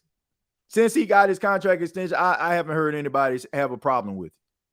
I haven't. Like, I think in the heat of the moment, when people aren't allowing logic to sink in, Josh, that's when you probably see it. Man, like Cam, man, we need to look at somebody like in the heat of the moment, but never like, you know, like I ain't never heard nobody just flat out just say Cam Jordan washed, we don't need him no more. All right, so my second thing is, you know how I love to talk about our running game, TJ. I've got some potentially good news. Now, it's not going to help us this year, but it could help us next year. Okay. Guess whose contract is up after the end of this year, and guess who we can snatch up if we want to? You talking about as far as running backs? Yeah, A.J. Dillon. Okay, A.J. Dillon, big bruising back from Green Bay. Yep, and he'll still only be 26 years old at this time next year, and we could probably get him for a decent price. Man, bringing him in now. If you want to clown me about Adam Prentice, that's one thing, but you can't clown me about A.J. Dillon, right? No, I ain't got no problem with A.J. Dillon. You know, yeah. I think that, to me, I feel bad for him because if he went to another team, I feel like he would probably be like a featured back. I think because of the skill set that Aaron Jones possesses, I think it kind of just beat him out. Now, over the years, he's became a much better catcher of the ball out the backfield, but like running in between the tackles, yeah, man, that guy's a freak of nature, man. He's always been good. I mean, I remember watching him at Boston College, man. He was real good there. So, yeah, I wouldn't be mad at anything like that. You know, my thing about it is A.J. Dillon and Alvin Kamara together. Can you stand it? Like that would just be the best backfield in years for anybody. Yeah, I mean, I think it would be a good backfield, but I think about with Jamal Williams, he signed a 3-year deal, and you still have Kendre Miller, who, to me, he showed those flashes, Josh. So who knows where he is in year 2? You know what I'm saying? Like when the game kind of slowed down for him, the Saints may be looking for him. But I agree. Like whoever gets A.J. Dillon, whether it's the Saints or somebody else, like they're going to have a really good, solid running back. I hope he goes somewhere where people can actually really see what he's capable of. You know, I hope he don't just go somewhere where he's just kind of like in that rotation. Like I think if you give him opportunity, he's got a little bit of speed to him. You know. Yeah. He's more. They use him more as like a bruiser, but that's how they use Jamal Williams in Green Bay. They use him the same way. Like they didn't really cater to like some of the strengths that he actually had too, like the catching the ball out the backfield. Yeah. They mostly had him running in between the tackles, you know, making him that 3 yards in a cloud of dust running back. And that's what A.J. Dillon is. But I think he can be a really good running back somewhere. So my last thing is I wanted to talk a little bit about Andrus Peat because I got a question for you. I want your opinion on this, and that'll be my last thing. And I thought about this earlier today, and I'd forgotten about it until you just started talking about Andrus Peat. You know, he's super frustrating because he's one of the worst in one ways, but he's one of the GOATs in other ways, right? So I want to ask you this. his run blocking is some of the best that I think I've ever seen. Do you think, as a run blocker alone, Andres Pete is top 30 all time? No, I do not. You think top 30? I don't know about top. Like, run block. That's not now, Josh. I will say this. That's an interesting show topic, right? That's an interesting show topic to see, like who's the best of the best. But we talk about top 30, man. You gotta think about like some of the best offensive. I know, like over time, Josh, like man, if you, man, we kind of up there, but you know what I'm saying. So we have an appreciation for like the OGs of the old line. You know what I'm saying? But a lot of times, like as time go on, we tend to forget about that greatness. You know what I'm saying? Like we are privileged enough to know about Jerry Rice in his prime, right? Or T.O., right? Because we watched it. But but the Alliance we forget about. Yeah. But as time goes on, you're right. It becomes a memory in our minds, but our kids don't know that much about them. You know what I'm saying? So, and also like the game goes on, so they tend to be forgotten. But there's a lot of offense. That's tough. I will say this: if you know what I'm saying, if we can kind of switch, you know what I'm saying, in the future, and I'm telling you, if Andres Pete would have wound up on a team that was a run-based team that is mostly was just known for running the football, people would look at him completely different than what they do right now. Like he was in Green Bay right now with Aaron Jones and AJ. I don't know because you got to think about this too, Josh. They like to throw the football with Aaron Rodgers, so he might be put in harm's way quite a bit in a pass, with pass protection. But when you look they got Joe Love now. I mean, but probably in this situation, like if now, but who's to say, Josh? Are they gonna convert strictly to the running game? Are they gonna be more run dominant? I don't think so. I don't think. I think Green Bay was dumb enough to put it on Love the way they put it on Rodgers. Yeah, I do because you have to, Josh. Because you have to. Look, you got to know what you got. This is a really good draft in 2024 that's coming up, man. You got some. I'm not really Love sucks, like.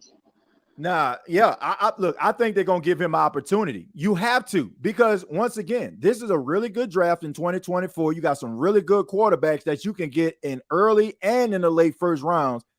Like they can be franchise quarterbacks. So if you want to know what Jordan Love has, this would probably be the best time to do it, because worst case scenario, you'll find yourself getting Caleb Williams or Drake May out of North Carolina. So to me, see what he got. Don't change your offense. Allow him to throw the football. I ain't saying make him be Aaron Rodgers, because that's just a tall task.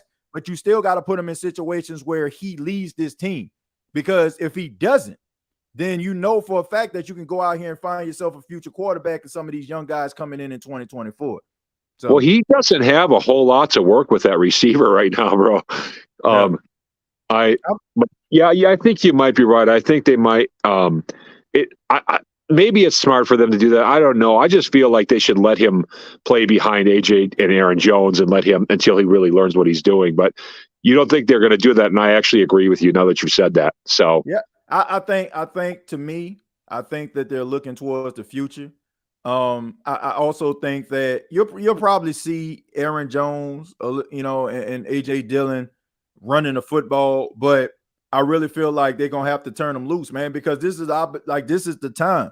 Like you can get a franchise quarterback next year in 2024, Josh. Like a lot of teams that struggle are gonna find themselves like in a really good situation. That's why I think a lot of these teams, like the Rams, are willing to run it back with what they got.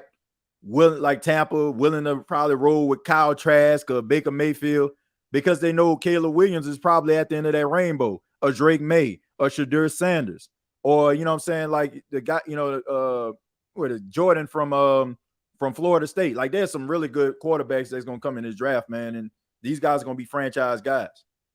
So that's how I feel about it. You got anything else, man? No, not really, man. That's kind of all I wanted to get off my chest tonight, brother. But thanks for having me on again 2 nights in a row. No problem, man. Thank you for chiming in, man. Thank you for your patience too, man. Call back anytime.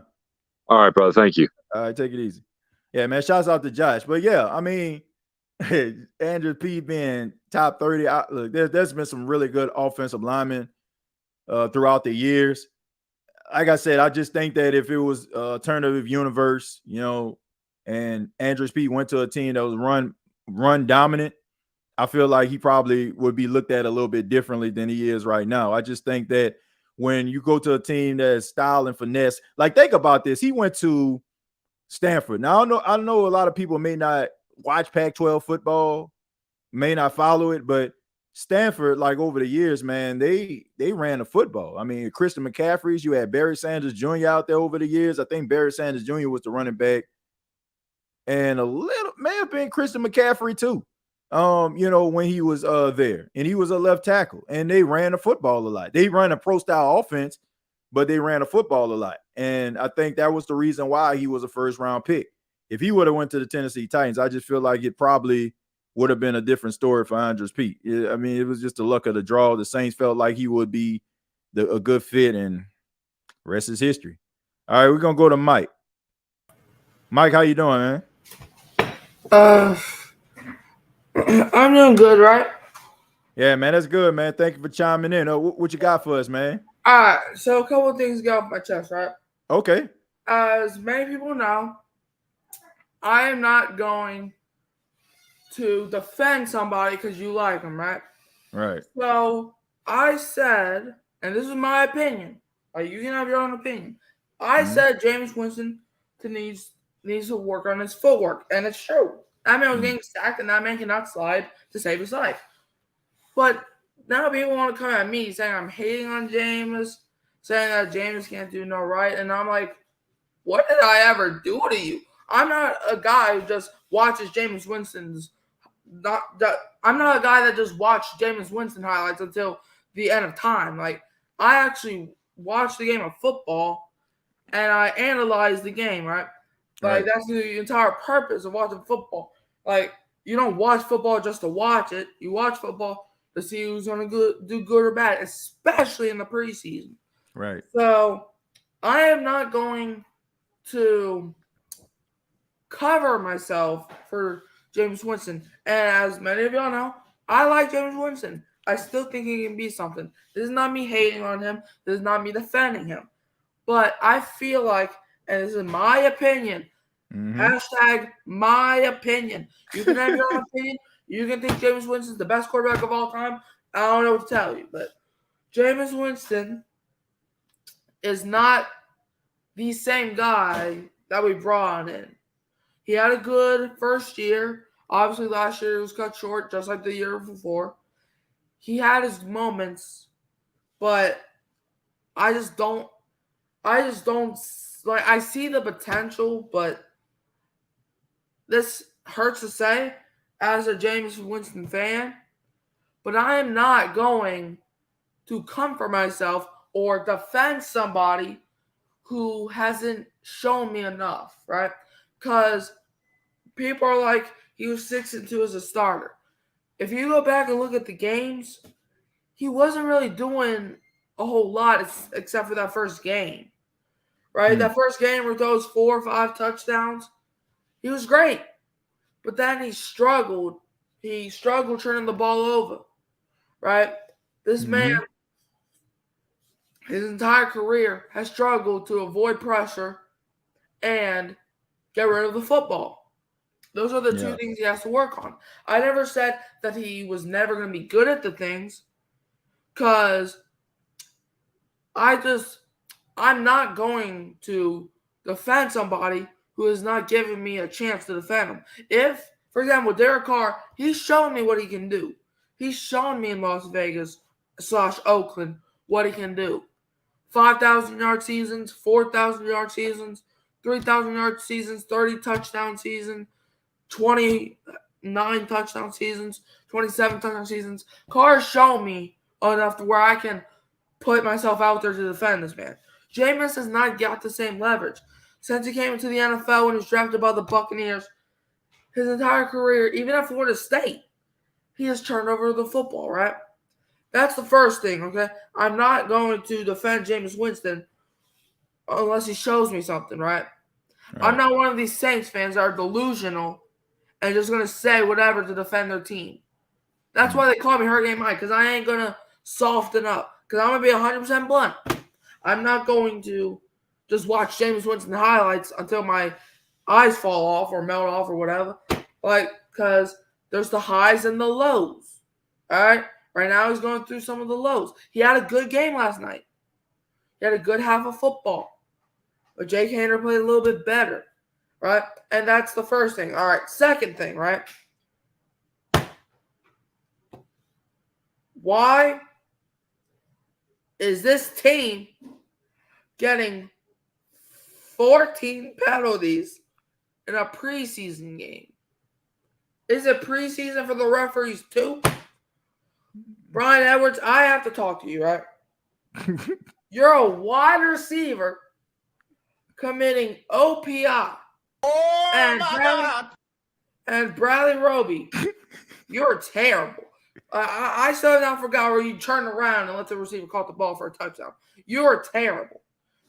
Bradley Roby, get off the team. Brian Edwards, get off the team. Lucas Kroll, you might as well tape bricks onto your hands. Barbecue chicken alert. Barbecue chicken alert. I wasn't even watching like that because I was so angry. I did not. Were you even wearing gloves? If you weren't, put them gloves on. Man. You played. Can't even describe it. There's not even a comparison I can say. Because the comparison I was thinking of, you're worse than that, all right? You'll be terrible. Lucky to even make the final roster as a practice squad. Man, all I know is homeboy had some hot Orville Redenbacher butter on his hand all night long. I don't like you can't get more open than what that boy was on in the red zone. Like, my goodness, man. I think I could have put Paxton, my 4-year-old son, out there. He probably would have caught the pass. Like, you cannot drop those type of passes. They had ample opportunities to make plays. And man, they just completely like whiffed and wet the bed, man. I'm very disappointed at Lucas Kroll. Like, seriously. This is a guy who Lucas Kroll, man, we've been hyping up. Man, this man been getting a Brandon Coleman treatment all training camp, last training camp. You know, Brandon Coleman. Oh, this Brandon Coleman season. Oh, Brandon Coleman, he whipping people in camp. All of a sudden, we start getting hyped. And the next day, you know, dropping wide open passes. He kind of redeemed himself towards the end of his Saints career as a red zone threat. But, man, like this Lucas Kroll, we've been hyping him man up. Like, and the fact that you go out there and put forth that type of performance, like, come on, man. But he'll get another opportunity, luckily, week 3, because, you know, they ain't going to play none of the starters. So he'll get an opportunity. Yeah. And also a couple more things, right? Uh-huh. All right. So y'all need to chill on Isaiah Foskey, all right? That man, I think, had like the most pressures on the team. Yes, he may have not got the most sacks, the most picks. But y'all got to realize, and I said this defending Sauce Gardner, that a lot of these defenders are not interception machines. Not everybody can be a Trevon Diggs. Not everybody can be a Marshawn Lattimore times. So y'all need to chill on Foskey. It was his second game that won't even count towards his season stats. He wasn't even playing the entire game. And plus, he had 4 blocked punts in college. Right? So, honestly, if we don't even see him on defense, that's perfectly fine. I feel like him and DeMarco Jackson are going to be more a special teams unit, right? Because people are like, oh, we drafted him to be a defensive end. Why is he not doing this? That man had 4 block punts. That man was playing lots of special teams in college at Notre Dame. So I think personally, and Notre Dame is one of my favorite college football teams. So I was watching Notre Dame like most of their games last season, and I saw what Isaiah Foskey was. You know, as a Fighting Irish myself, I was watching Notre Dame. Isaiah Foskey was balling. Like, y'all have not seen what these guys have. Foskey, he is not Aaron Donald. He is not Cam Jordan. And so, yeah, y'all got to chill on Foskey. And one last thing. Cam Jordan haters. So, for those who don't know, this is the last time I'm bringing this up. The guy came at me, said Cam Jordan's washed, and started saying that the defense sucks. And I questioned, and I'm like, if Cam Jordan's washed, then how has he been getting 8.5 or more sacks a year? How has washed up Cameron Jordan, 12-year veteran, who's acting like he's played 6 years, how has Cameron Jordan been washed up? Because I give you the facts, right? But these random, no-name guys who I guarantee you don't even have no knowledgeable football friends because they all dropped him because he doesn't know what he's talking about. I just want to ask you personally, and everybody else who thinks this, how's Cameron Jordan washed? Oh, that's right. You can't even give me an explanation. So don't sit there and try to bash somebody. First of all, where are your NFL stats at? Get your hand out of my pocket! That's why you got no NFL stats, bro. High school ain't respect to everybody who played high school. High school and NFL, and I guarantee you didn't even make a high school roster. Oh, my God. You're probably struggling to fight for a Pee-wee roster. So don't even try. Come at Cam Jordan. I come at you. No, come on. I have this point right here. You want to get stopped by this? Oh, I don't think so. So shut your mouth, you bro. Shut your mouth. If you smell la la la la la la, where Hurricane Mike is cooking. Man, enjoyed that rant, man. That's why I just sat back and I enjoyed that one, man. Mike, as always, man, thank you so much for chiming in. Appreciate it, man. And call back anytime. All right, peace out. All right, peace out. Hey, man, I ain't even had nothing to say. I just let my guy talk, man. Just let him talk. Yeah, I mean, he made a lot of good points.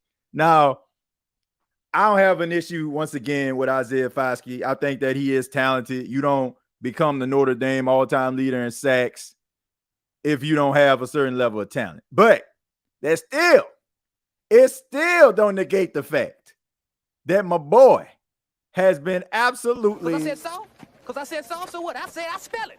S-O-F-T, soft. Hey, man, you got to play. Hey, look, all these pressures and all that kind of stuff, that's cool. But let me just say this. We talking about pressures. But wasn't that the issue that we had with Davenport? Like, you know, oh, man, Davenport had so many pressures, but he couldn't get to the quarterback. You know what I'm saying? Like, so I'm just saying. Look, but the thing about it, people calling the man a bust and all that other noise, like, man, come on, man. Knock it off. 2 preseason games. No, but I do think my boy Motor just need to run a little bit more hot. You know what I'm saying? I know a little cold outside. You know what I'm saying? It's a little below zero. You know what I'm saying? So sometimes you got to go outside, start the car, let it warm up a little bit. You know what I'm saying? Just warm up the car a little bit. You know what I'm saying? Preheat the oven to 375 for your boy. You know what I'm saying? Like, for real, do something. And I think that he'll be all right, man. Preheat the oven for your boy. But let's go ahead and go to Slim South, man. Slim, what's happening, man? Slim, you there? Slim, they went to sleep on me. TJ, you hear me? I hear you, man. I thought you went to sleep on me, man. My bad. Nah, my bad, brother. I had you muted for a minute. I had to step out. It's all good, man. What you got for us tonight? First of all, I want to say, get well soon, Jimmy Graham. You know what I'm saying? What he's going through. Yeah, man. And about Isaiah Foskey, you cannot chill on a brother that's been drafted in the 2nd round. The Saints see you as a high prospect. You know what I'm saying? Like, you got to show me something. Get your hand out of my pocket. That's right. Yeah, for real. For real, man. Like, bro, look, that's my whole point. Like, you cannot be drafted that high and just be a role guy. You just can't, man. Like, most teams, like, their 2nd round pick is their 1st round pick. You know what I'm saying? So that they're looking at you to be that cornerstone player, man. They're not looking at you to block punts and all that kind of. That's cool. You know what I'm saying? Like, but that's not what they want in the long term. Like, if you start off like that, okay. But man, these teams expect for you to go at it, man, and have that dog mentality. Exactly. Mm-hmm. No cold motor. Say hashtag no cold motors, brother. Man, no cold motor, man. They already know, man. That's how we rolling all 2023. No cold motors. No cold motors, man. Let's go, man. Like, seriously. Like, I got I got respect for the guy. I think that, you know what I'm saying, he'll turn a corner. I just think that he just needs to be consistent. And I think that's what the coaching staff trying to get out of him. That's what we're hearing in the press conferences. That's why I feel like Dennis Allen is calling them out like this. Like, we ain't never seen Dennis Allen this fired up and animated. It's because like he sees something in this dude that he's trying to bring out. And if he can bring it out, man, maybe it'd be something special. But right now, man, he just looking like a jag, and you don't want that for your second round pick. Exactly, TJ. Like, I'll be rooting for the guy. Like, come on, where you at, brother? Let's go. Like, man, some players I be watching, he look like he's slow, look like he a deer in the headlights. Like, bro, you got to go back to the lab, brother. You know what I'm saying? Like, I mean, but the thing about it is, like I said, all these things that he's putting on film, he'll be able to correct them. I just want to see him get a little bit better from week. Now, I will say this. There was some improvement than what I seen against the Chiefs, right? I mean, walking back, walking to the tackle, or, you know, like, come on, man. Like, where's the aggression? You know what I'm saying? Like, I seen like one video. I don't know who it was, man. It was a big man for the for the Chiefs, and the Flames were running a football, and he coming over here, all 330 pounds of himself, around that thing doing a swanton bomb front flip in the middle. You know what I'm saying? But that's the type of energy you want to bring. Nothing to do with nothing. Late to the party, but hey, man, I'm gonna go ahead and put my head up in there, and I got nothing but respect for that. But hey, man, you can't you cannot just be a regular guy being a second round draft pick. It's just as simple as that. Right, facts, dude. Like, hopefully it turns it around, but you better lay low. Showed up. You know what I'm saying? Hey, lay low got up in that thing, man. Hey, what my sound by that? Shouts out to Nico Lay Low. Better lay low. Hey, man. Hey, but that's what you want, though, man. Like, that's why you like. One thing I will say about the Saints, they do a really good job finding diamonds in the rough. They find those guys that people aren't really paying that much attention to. You got to give Jeff Ireland and the scouting staff credit with that. When they're going out here looking and finding these guys in every nook and cranny around every university, that's how we got the Shaheeds. You know what I'm saying? That's how you got the Shaq Davises out here. That's how you got that Nico Lay Low. He better lay low. You know, so hey, man, hey, I got respect for that. But it's gonna be hard for him to make this team.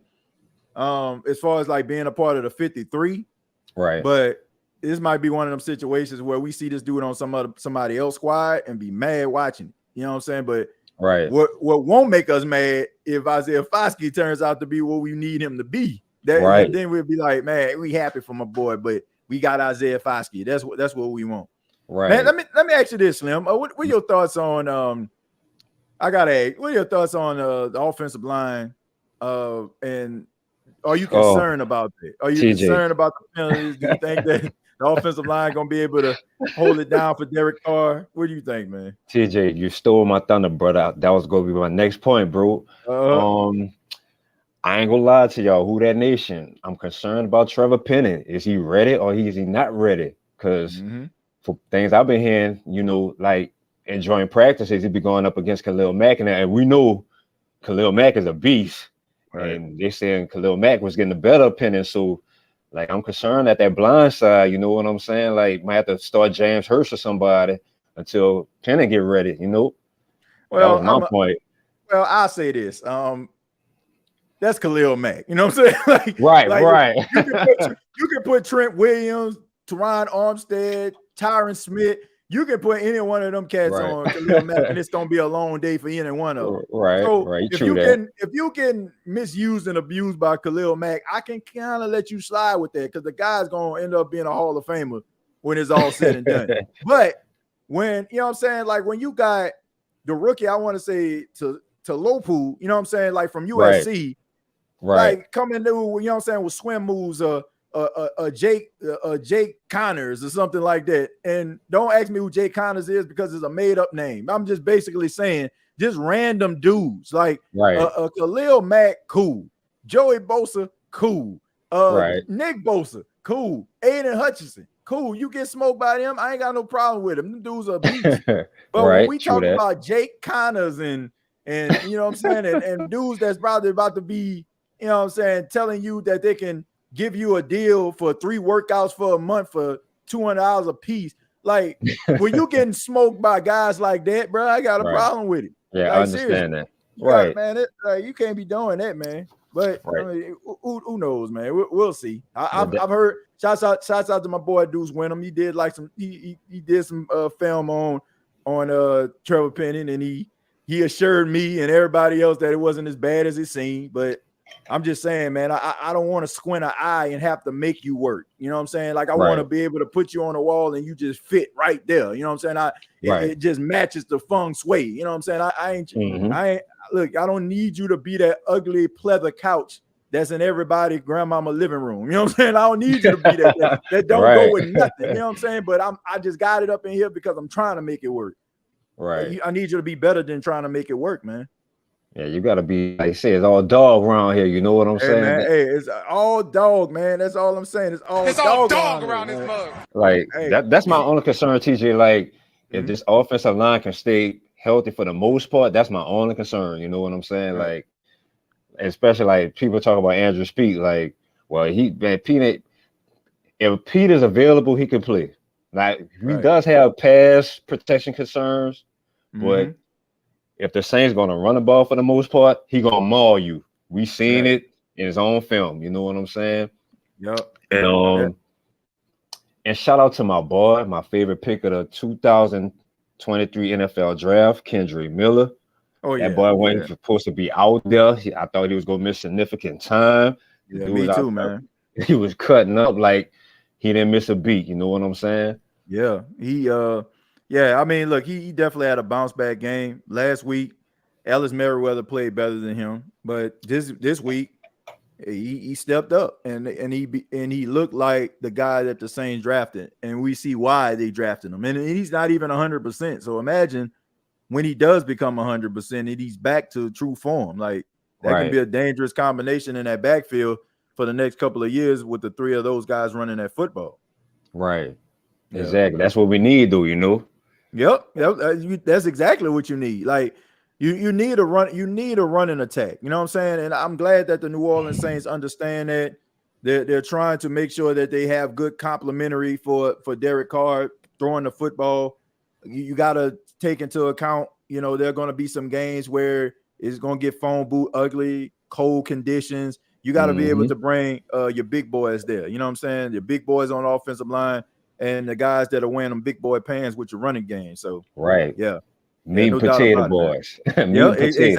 Exactly. You need that to be able to help out your quarterback. And I just think that the Saints are trying to do everything that they possibly can to try to accommodate Derek Carr and give him a situation that he wasn't really in. Now, running game, like, man, you got Josh Jacobs. It don't really get too much, better than that. But when it comes to like the wide receiver group, the offensive line, the defense that comes with it, they definitely trying to provide him with something that he didn't have out there in Las Vegas and Oakland. So we'll see, man. We'll see, man. It should be a good season. Hopefully they can clean up these penalties, man, going into this last game of the season. And we can probably finish preseason on a high note. Right. Facts, CJ, bro. But I gotta bring this up, brother. Can I bring this up real quick? Yeah, go ahead. Jameis Winston. Oh man, come on, man. Come on, man. We was almost at the end, man. What the I'm gonna make, but TJ, I'm gonna make it short and sweet for you, brother. I'm gonna make it short and sweet. Let me say it, dude. Jameis. Oh man. I'm gonna say it like Jameis. I'm gonna say one word for Jameis: inconsistency. He's inconsistent, bro. Like he could come out in the drive, throw a nice couple passes to Kendrick Miller, drop some dimes, right? But then later on, come back and throw into triple and quadruple coverage. You cannot do that. You've been in the NFL too long. I mean, you could disagree with me or agree with me or whatever, but and I'm a huge Jameis fan, you know what I'm saying? I root for the guy, but at times, like at certain, like if you know it's on third downs, he gets blitzed, right? I call him cartoon eyes. He got cartoon eyes. You know when them cartoon characters get big eyes when they get scared and they see something they don't like, he got big eyes. He always getting sacked. That's why I call him cartoon eyes. He need to learn how to call out pass protection, bro. Like he don't have it. I'm gonna just be honest with you. But I root for the guy, and it is what it is. You know. Yeah. That's good. Look, I think the thing that we love about Jameis Winston is the reason what frustrates us about Jameis Winston. His giving spirit. Like, to me, a lot of the plays that got him in harm's way on Sunday night had a lot to do with him trying to like kind of hold on to the ball to allow some of those guys on the bubble to be able to make plays, which that's why on one hand, I got an appreciation for that because he's willing to kind of like lay on the sword for his teammates. Like, he's the ultimate teammate guy. But in the process, by you doing that, you're basically validating the haters by putting the ball into harm's way because that has been their biggest gripe against you from the beginning. That makes sense. Like, totally. That's my whole point right there. Like, bruh, I'm only saying this stuff because he's better than that. Like, to me, bruh, you don't owe anybody anything. You know what I'm saying? Like, if you're throwing the ball to a particular mark and that wide receiver can't catch that ball, you know what I'm saying, with timing and, you know what I'm saying, and precision and, you know what I'm saying, and footwork, then he don't need to be on the team. You know what I'm saying? Like, just because a dude fast and he can get behind the defense, man, no need to like jeopardize your health holding on to the football, trying to play park ball with a guy that runs a 4.2. You know what I'm saying? It's whether you got it or you don't. Like, right now, you know what I'm saying? Like, there's not going to be too many opportunities for you because we all know that narrative will get a guy kicked out of the league quicker than anything in this world. Like, when it's not even about your skill set, you might be able to weather the storm. I think a lot of guys that have certain talents can't, get it back on track because I feel like because of the scrutiny that they absorb via social media and all these other places. And I feel like teams look at that stuff and they know by bringing a guy in, it's like they fan base gonna be like, nah, man, this dude terrible. And it's basically gonna continue to be that way. And right now there's a narrative. And he also has age on his side, well, against him right now, because now you're going into your 30s. Right. And my thing, and this is what I want the Jameis Winston supporters to understand too, Slim South, that y'all looking like a bunch of people, you know what I'm saying, that's trying to baby somebody. You know what I'm saying? It's like you're trying to baby a grown man. Like, man, if they had the offensive line, man, if he had a running game, man, if he had that defense, man, if that dude would have ran a certain route. Like, all I'm saying is, bruh, you have quarterbacks that have been in bad situations. I used the example about Joe Burrow, not to compare Joe Burrow to Jameis Winston, but to help people understand. In the game, in a divisional round, I want to say back in 2022, or was it 2021? I can't remember. But anyway, the run that they had on to go to the Super Bowl against the Tennessee Titans, this dude was sacked 9 times. 9 times. I want somebody to look up the percentage of a quarterback being sacked 9 times in a game and that team winning a football game. Like, this dude had one of the worst offensive line. Like, they completely repaired the offensive line. All 5 dudes on the offensive line, they repaired it in Cincinnati to help Joe Burrow. But yet this dude still managed to take his team to the Super Bowl. And it was the freaking Bengals. So all I'm saying is nobody's situation is always perfect. Those guys become legend because they're overcome their circumstance. I mean, Patrick Mahomes' offensive line was straight hot garbage. That's the reason why Tampa Bay beat them in 2020. Exactly. But, you know what I'm saying? But that's what the dude brought to the Super Bowl. That's all I'm saying. Like, how many, like, you can, like, you're not going to have all the stars aligned for you.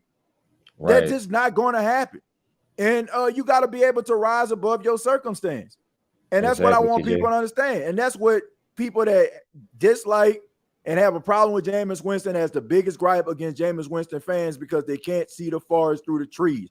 Don't fall for it. You can still like a guy, but also understand his flaws. Period.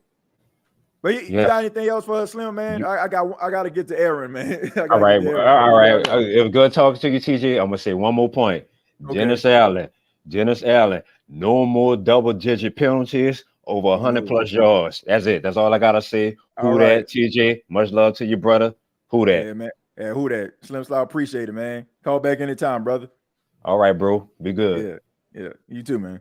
Yeah, man. Look, I could talk Slim Side all night, man. We gotta get my boy Aaron, man. And I think it's apropos that we actually end this show with the guy who is over the BNG Breakdown podcast. Let me go to my boy Aaron, man. Aaron, how you doing, man? TJ, it's been a minute, bro. How you been? Man, I've been fine, man. It's good to hear from you, man. It's good. I'm always keeping up with you, of course, on social media. Always, got abreast of what you're actually talking about. It's always good to talk to you, though, man. But what you got for us tonight? Man, look, I'm gonna start with Trevor Penning, bro, because I've been seeing this for the last 24 hours, and I'm over it, TJ. I'm saying, like, wait a minute. Okay, all right. TJ, were you not just talking about second round picks being the pretty much as same talent as first round picks? Were you not just talking about that? Yep. So I'm seeing this clip of Trevor Penning give up an inside move to Tua Pelotu, who is, if I'm not mistaken, a second round pick. So these people who have a problem with Trevor Penning and claiming he's inconsistent. Let me give y'all some facts real quick. Trevor Penning has given a one pressure in the last 2 preseason games. And was that not the knock on Trevor Penning coming into the league? Was that not the main area of concern for in this game? But we all know Trevor Penning is a mauler in the run game. We know he's going to put people on his back. But the question was, could he pass protect? Could he protect the blind side of his quarterback? Give it a one pressure in 2 games, and everyone's worried about a inside move taken by a second round pick who's going to be most likely a starter for his team. That's what we're harping on. It's like we're nitpicking the wrong things here. And that's why I don't give no credit, no disrespect to y'all. I give no type of credit or leeway to anyone who's trying to critique Isaiah Foskey. I've watched Isaiah Foskey in Notre Dame. His thing was he can get home. He has the athletic ability, but the thing he struggled with was pressure. And that showed up in the Chiefs game week 1. What I was looking for was progression from week 1 to 2, as you alluded to not too long ago. He led the team in pressure, and you made the comparison to Marcus Davenport. The problem with Marcus Davenport wasn't the fact that he was just getting all these pressures and wasn't getting home. It was his ability to stay on the field to be available for his team. And so far, Isaiah Foskey's been available for his team. He's been getting an increased volume of reps to really expand on his game, to expand on his ability to stack or pass rush skills. So week 3 is going to be very telling because I'm assuming Isaiah Foskey is going to be getting a ton of snaps against the Houston Texans. And I'm looking to see if he can get that first sack. If he can get that first sack, I'm going to rain it on everybody that had anything negative to say about Isaiah Foskey. Yes, he's a second round pick. Yes, there is expectation. No, I am not saying that he is above reproach. But what I'm saying is everybody is expecting Isaiah Foskey to be like Micah Parsons, to be like Nick Bosa, coming out of the draft to be a first-team All-Pro in his first couple of games in the preseason. Like, it's just unreasonable to have that expectation on anybody. I don't care what round you're drafted in. That's why I'm so proud of Isaiah Foskey taking that next step. I'm looking forward to seeing if he can take that additional step going forward to really build on the game that he had. And now they're talking about how he has like no motor, no cold motor. I get that. But what I'm looking at in the last late third quarter, going on to the fourth quarter, I'm seeing him contain. The thing that I was getting heated about with the Saints defensive line was they're letting Easton Stick run like these Patrick Mahomes getting out of the pocket. Isaiah Foskey was tasked with containing the quarterback inside the pocket. That's why Nico Lalos came away with those 3 sacks. It's because Isaiah Foskey was containing the A gaps and the B gaps, making sure that he kept Easton Stick inside. The back end was having great coverage sacks, and Nico Lalos, shout out to Nico Lalos, all right? I love him with my Battlehawks, but Nico Lalos gets the flowers for finishing the play, but no one's recognizing the nuances, the little things that went into finishing those plays. The coverage sacks, Isaiah Foskey continuing the quarterback to make sure he can't break out when things were getting a little dicey late in the fourth quarter. So when we're critiquing Isaiah Foskey, we have to look at everything, not just the fact that he didn't come away with sacks. That's what I'm looking for.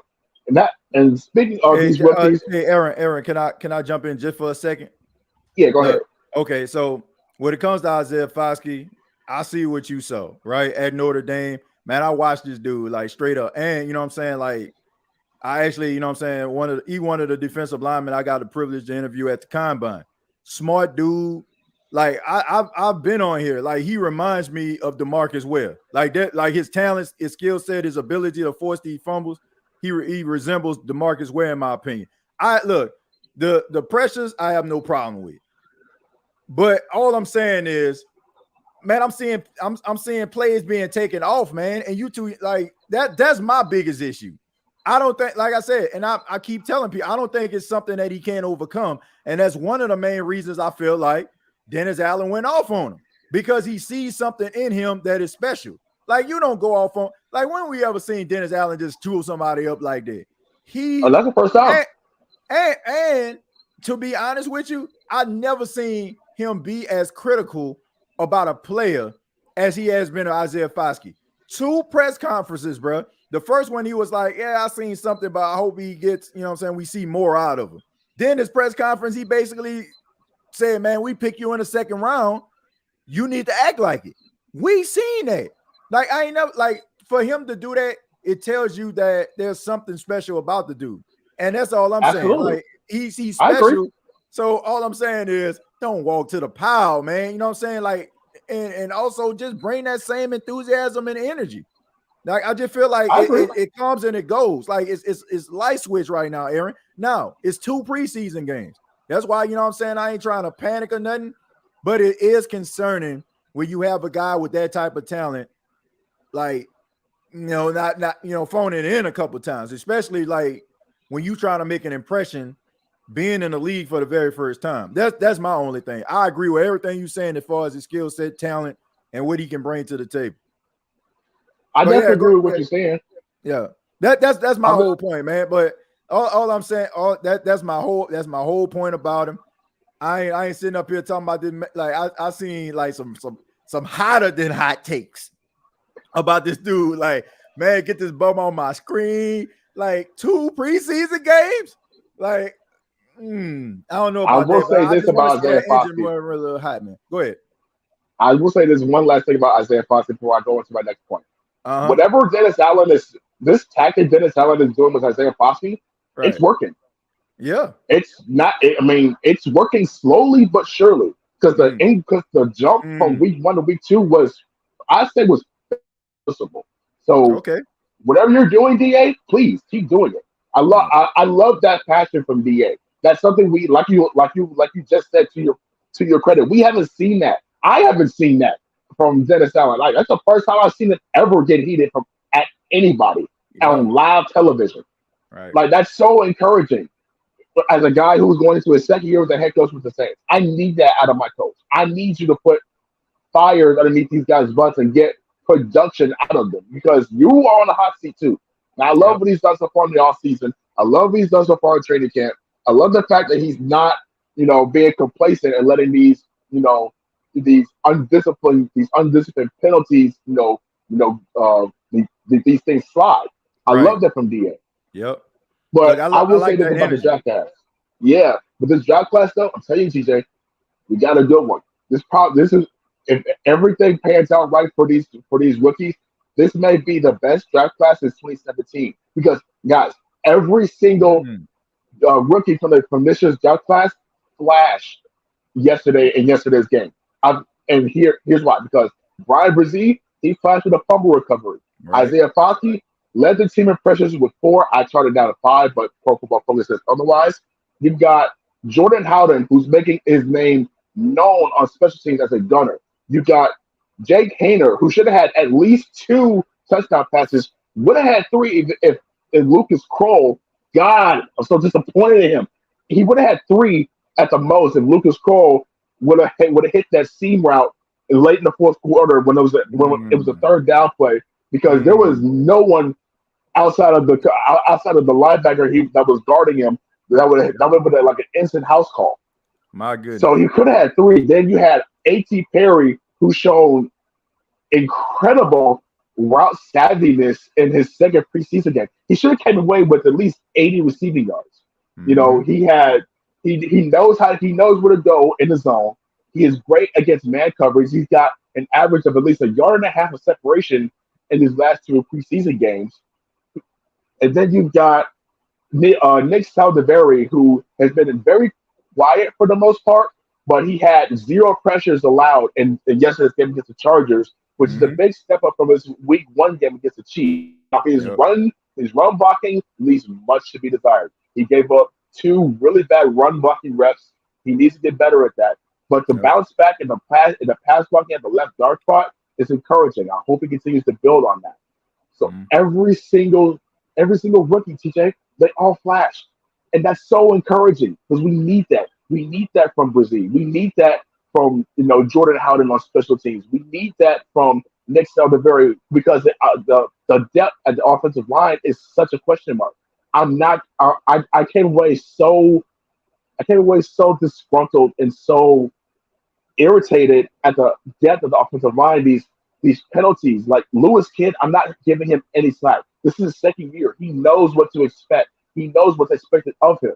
He had 2 offensive holding calls against him. You got guys like Storm Norton. You got guys like Kramer. Like these guys who are going to be who most likely going to be called upon because I don't expect this the first unit offensive line to hold up for an entire full 17 games. Yeah. So some of these guys.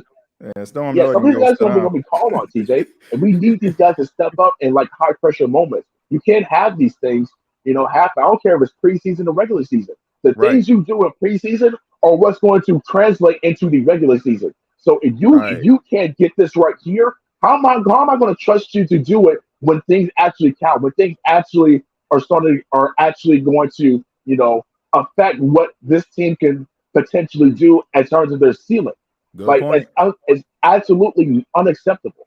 Yep, good point. One last thing before I get up out of here because I know it's late. No, that's good, man. You good, man. You preaching right now. Brian Edwards, I came away so disappointed. Brian Edwards, absolutely. Why? You can't have that. I was so high on him when he was first. Sorry, spider on the wall. I came away so encouraged at the fact that he was signed because his situation with Atlanta was so different, and he was coming back with Derek Carr, and his best season statistically was with Derek Carr when they went to the playoffs for the first time. Mm-hmm. But to see this, I don't know if it's the scheme or what, but I came away thinking that this guy is just lazy.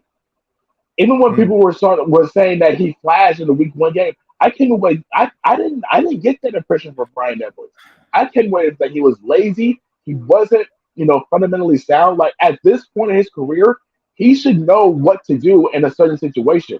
You not once but twice. You did the same thing. One time, okay, I get it. OPI, don't do it again. You did it again. You did it again. You're supposed to help out your young quarterback. You're not some rookie anymore. You're not A.T. Perry. You're not Kawan Baker. You're not Shaq Davis. You've been in the league. You've had moments like this. You know what's expected of you, and to come away doing the same thing twice on back-to-back plays, TJ. On back-to-back plays. You do the same thing. That's all I'm saying, man. What you just alluded to, him being in the league as long as he has. I think he came in the league 2018, 4th round pick out of South Carolina. Bruh, I'm telling you, Aaron, I'm out here in Myrtle Beach, man. Technically where I live, my house is technically Conway. Everybody that knows me knows I follow the Saints. Every time, my son's daycare, every time I go up in there, they ask, man, what you think, man? What Brian doing? What Brian doing? What Brian doing? He from that area. And you know what I'm saying? They since he's joined the Saints, they've been watching this.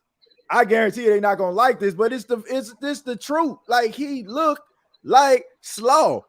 You cannot be out there looking that bad that trash this stage in your career, man, and causing your team. Like, bruh, I understand it's exhibition play, but they gave you ample opportunities to go out there and shine. And the crazy thing about it is, dude pretty good as a pass catcher. And he fumbled the freaking bag on national TV. Like, bruh, the way Sunday he night played, football, bro. The way he played, to me, seriously, like, he might be playing for the Seattle Sea Dragons next year. Straight up. Like, no, I'm being dead serious. Like, bruh, when you're in the league that long and you're making those type of mistakes as a wide receiver, think about this, man. You got to be able to block.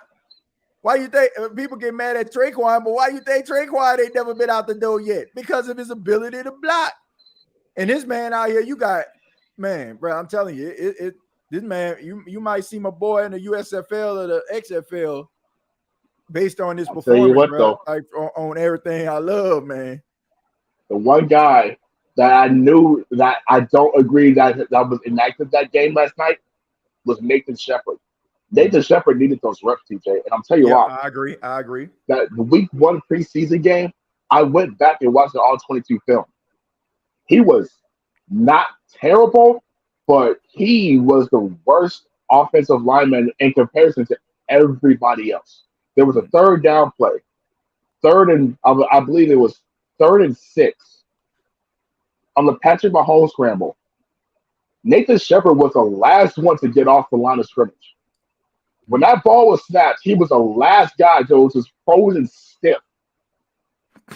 And then he was the one that allowed the A-gap open for Patrick Mahomes to scramble and nearly pick up a first down. Yeah. On a run play, you're taught to get your hands extended, you flow with the traffic. Nathan Shepard's the only one that's got his arms hooked around the offensive lineman, and he's going to put on his. It's like Brian Brzee, he's got the fundamentals. Obviously, Cam Jordan, he took away the outside. I saw Isaiah Foskey do that better than Nathan Shepard. Why is he the only one that's got his arms hooked around Donovan Smith? It was Donovan Smith of all people. You let Donovan Smith hook you and drive you 3 yards backwards. Mr. Holding penalty himself. Right? I get it, right? Like, that doesn't make any sense to me. Nathan Shepard needs those snaps, and I'm assuming he's going to get a lot of valuable snaps in the regular season. He needs to refine his technique. Right. Because I'm almost guaranteeing that when chips are down and the game is on the line, Nathan Shepard is going to be the one that's going to give up a big play, especially to an athletic mobile quarterback like a Trevor Lawrence or a Justin Fields. They're going to see the tape like that and say, "Oh yeah, this is for Eats." Nathan Shepard needs those snaps, so I hope next week we see Nathan Shepard on the field against the Texans, so we can really get those things corrected. Because I did not agree with him sitting out at all, TJ, at all. Well, I think if you're looking at the depth rotation on for the interior, you got to say Brzee, Saunders, Roach, and then Shepard. Like that's probably gonna be like the rotation as far as like with the interior. I mean, like one more. Yeah, like with Cullen and with Cullen Sanders. I mean, Mary, that's the best money they ever spent right there. That boy. I love that from him. That's some good money being spent right there. Like the dude has a high motor and he's a freakish athlete to be that size. Like it should be a crime to be able to move that fast and be that big. This dude is like almost 400 pounds and he's moving around here like a linebacker. That's short area quickness is insane.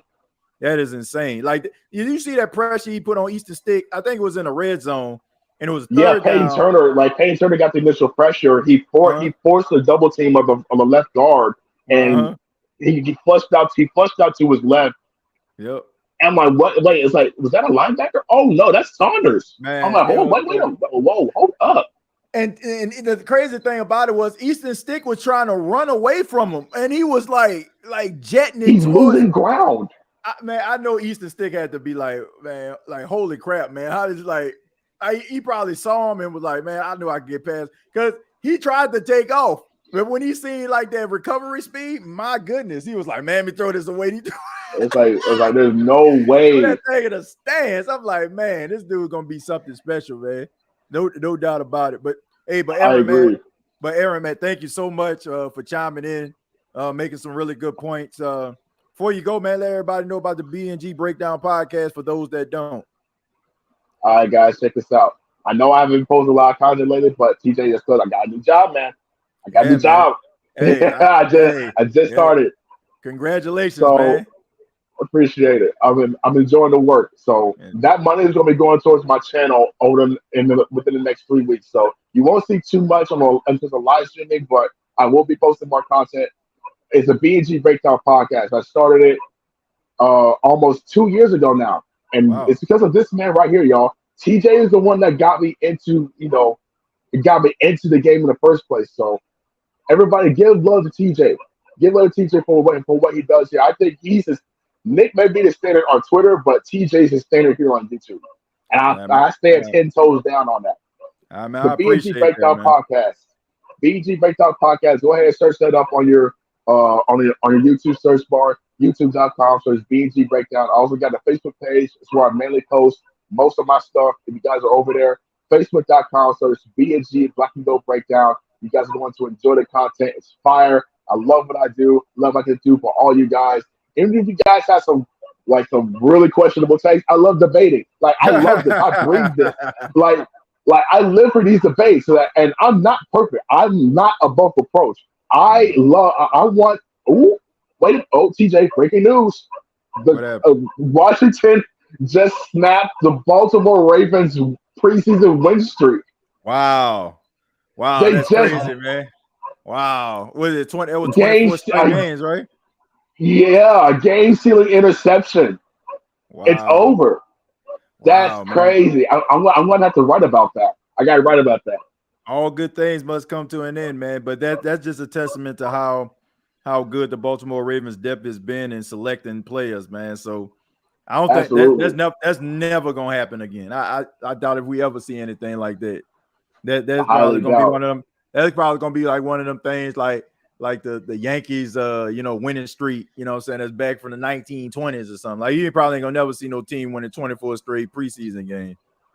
But like all in all, Aaron, man, thank you so much. Make sure you call back anytime, man. And congratulations on the new job. Appreciate it, man. I'll see you later. All right, take care. Yeah, man. Shouts out to Aaron, but man, that's just a little taste of what he is as a commentator. You know what I'm saying? Like, I understand, he working right now, but I think the dude calling in life definitely gonna be something in sports. He gonna be something special, man, when it's all said and done. And I'm just glad to actually just watch this in person. But I understand about the whole job situation and stuff, but I'm telling you, man, you got a gift, my friend. Let's go to I'm gonna read some of these donations, then we're gonna get up out of here. The Landlord Harassment Channel, Josh says Tommy Lee is the greatest, or is the GOAT Saints return man. Tommy Lee Lewis. I think he just wanted to hear that Bishop Bowling. Rest in peace to the good Bishop. Let me stroll down a little bit. Thank y'all so much for being here. 85 people watching this right now, holding it on long and strong. Appreciate that. Much love to you. Just want to make sure I just acknowledge these donations, man, because people paying their hard-earned money to the channel, and I appreciate that. Says, I think Haener is taking Winston's spot if he keeps improving. I think that's the long-term thing, since I don't think Jameis is going to be in New Orleans in the future anyway. So I think that's inevitable. But I mean, he did have a really good game last night, and you follow that up with a couple more. I'm pretty sure he probably gonna play the majority of the game week 3. I'm talking Haener. So taking advantage of these opportunities, man, that's what you like to see. Tyrone, they cloned Tyrone Salas. Thank you very much for the $2. Says the tape with DA Walk reminds me of Dancing Barney. Yeah, man. Shouts out to Tyrone, man.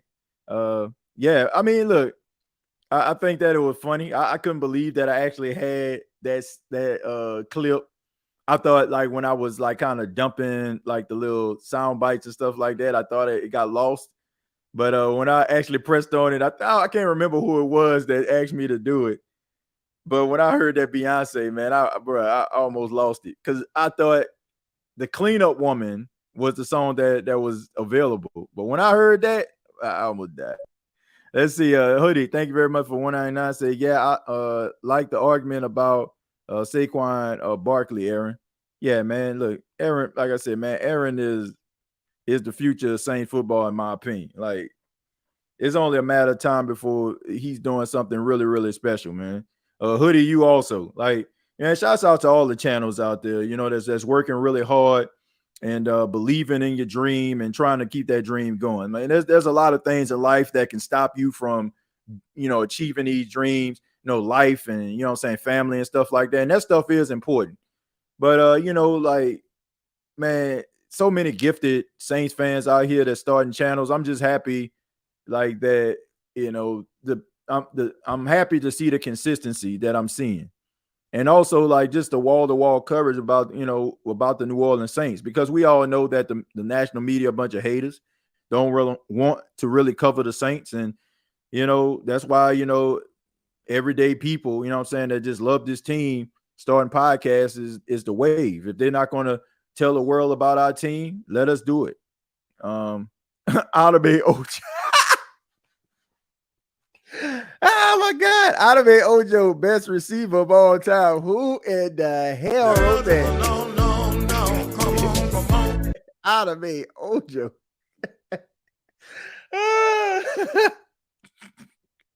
Oh man, you've been rolling with the Saints for a minute, boy. You know who Otobe Ojo is. My goodness. TJ, resend the link for Hoodie. Hey, man, I'm sorry, man. I got to go ahead and call it a night. It's almost 12 midnight here. I apologize. I'll make sure, like, I know the game coming up this week. So, man, I'll make sure that I open up the phone lines. But we've been going at it for 2 hours and 30 minutes, man. But, make sure that I guarantee I'll put the link in next time. But I appreciate everybody for checking out the State of the Saints podcast. If you have not seen, the show is brought to you by manscaped.com. Use the promo code State of Saints. You'll save 20% off. Happy to be working with Manscaped again. Took a year off. Came back, man. And I'm excited about this opportunity, man. Also, State of the Saints podcast. We got a couple, podcast and network opportunities out there, trying to go with the best one. HNSN, right now, the podcast and network, based out of Japan, man. The guy that owns it, shouts out. He's actually a native of New Orleans, reached out to me, started a podcasting network, in Japan. It covers all NFL teams, all sports teams. And he wants me to be the representative for the New Orleans Saints and talk about other sports as well. So it's a great opportunity, man. And actually, there were some other opportunities as well, man, I'm actually working on, but I want to make sure it's a good fit. It's not taking me away from what I'm doing and what I love here.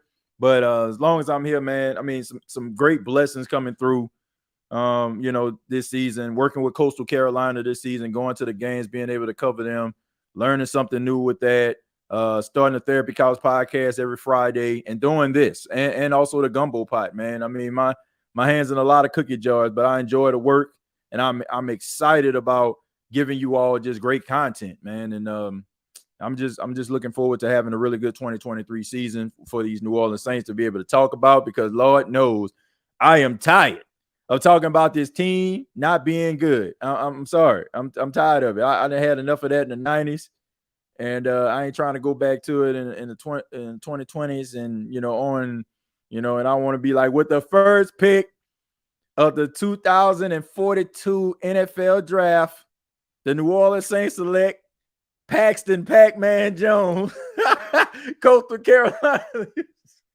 Have Paxton out there be number one pick. Nah, man, I want to see this team be successful, man. That's all I want, man. And thank you all so much for being here, tuning into the State of the Saints podcast. Be sure that you subscribe to the channel if you have not already.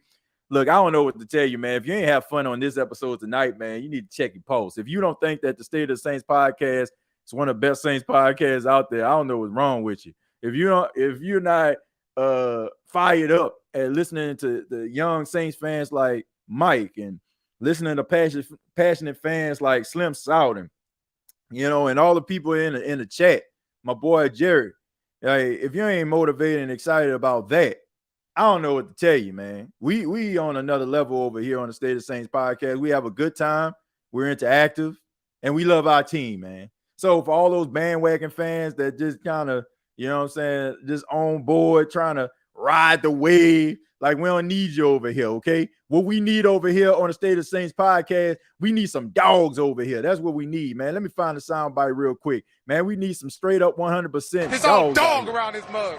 All right. If you're scared, go to church. All right. This is going to be a really good season for the New Orleans Saints. I'm excited about it. And we're going to be right here giving it to you every single week. Till next time, all I got to say is, who that? Hey, don't let these tears fool you. It's all dog around this mug. I'm good.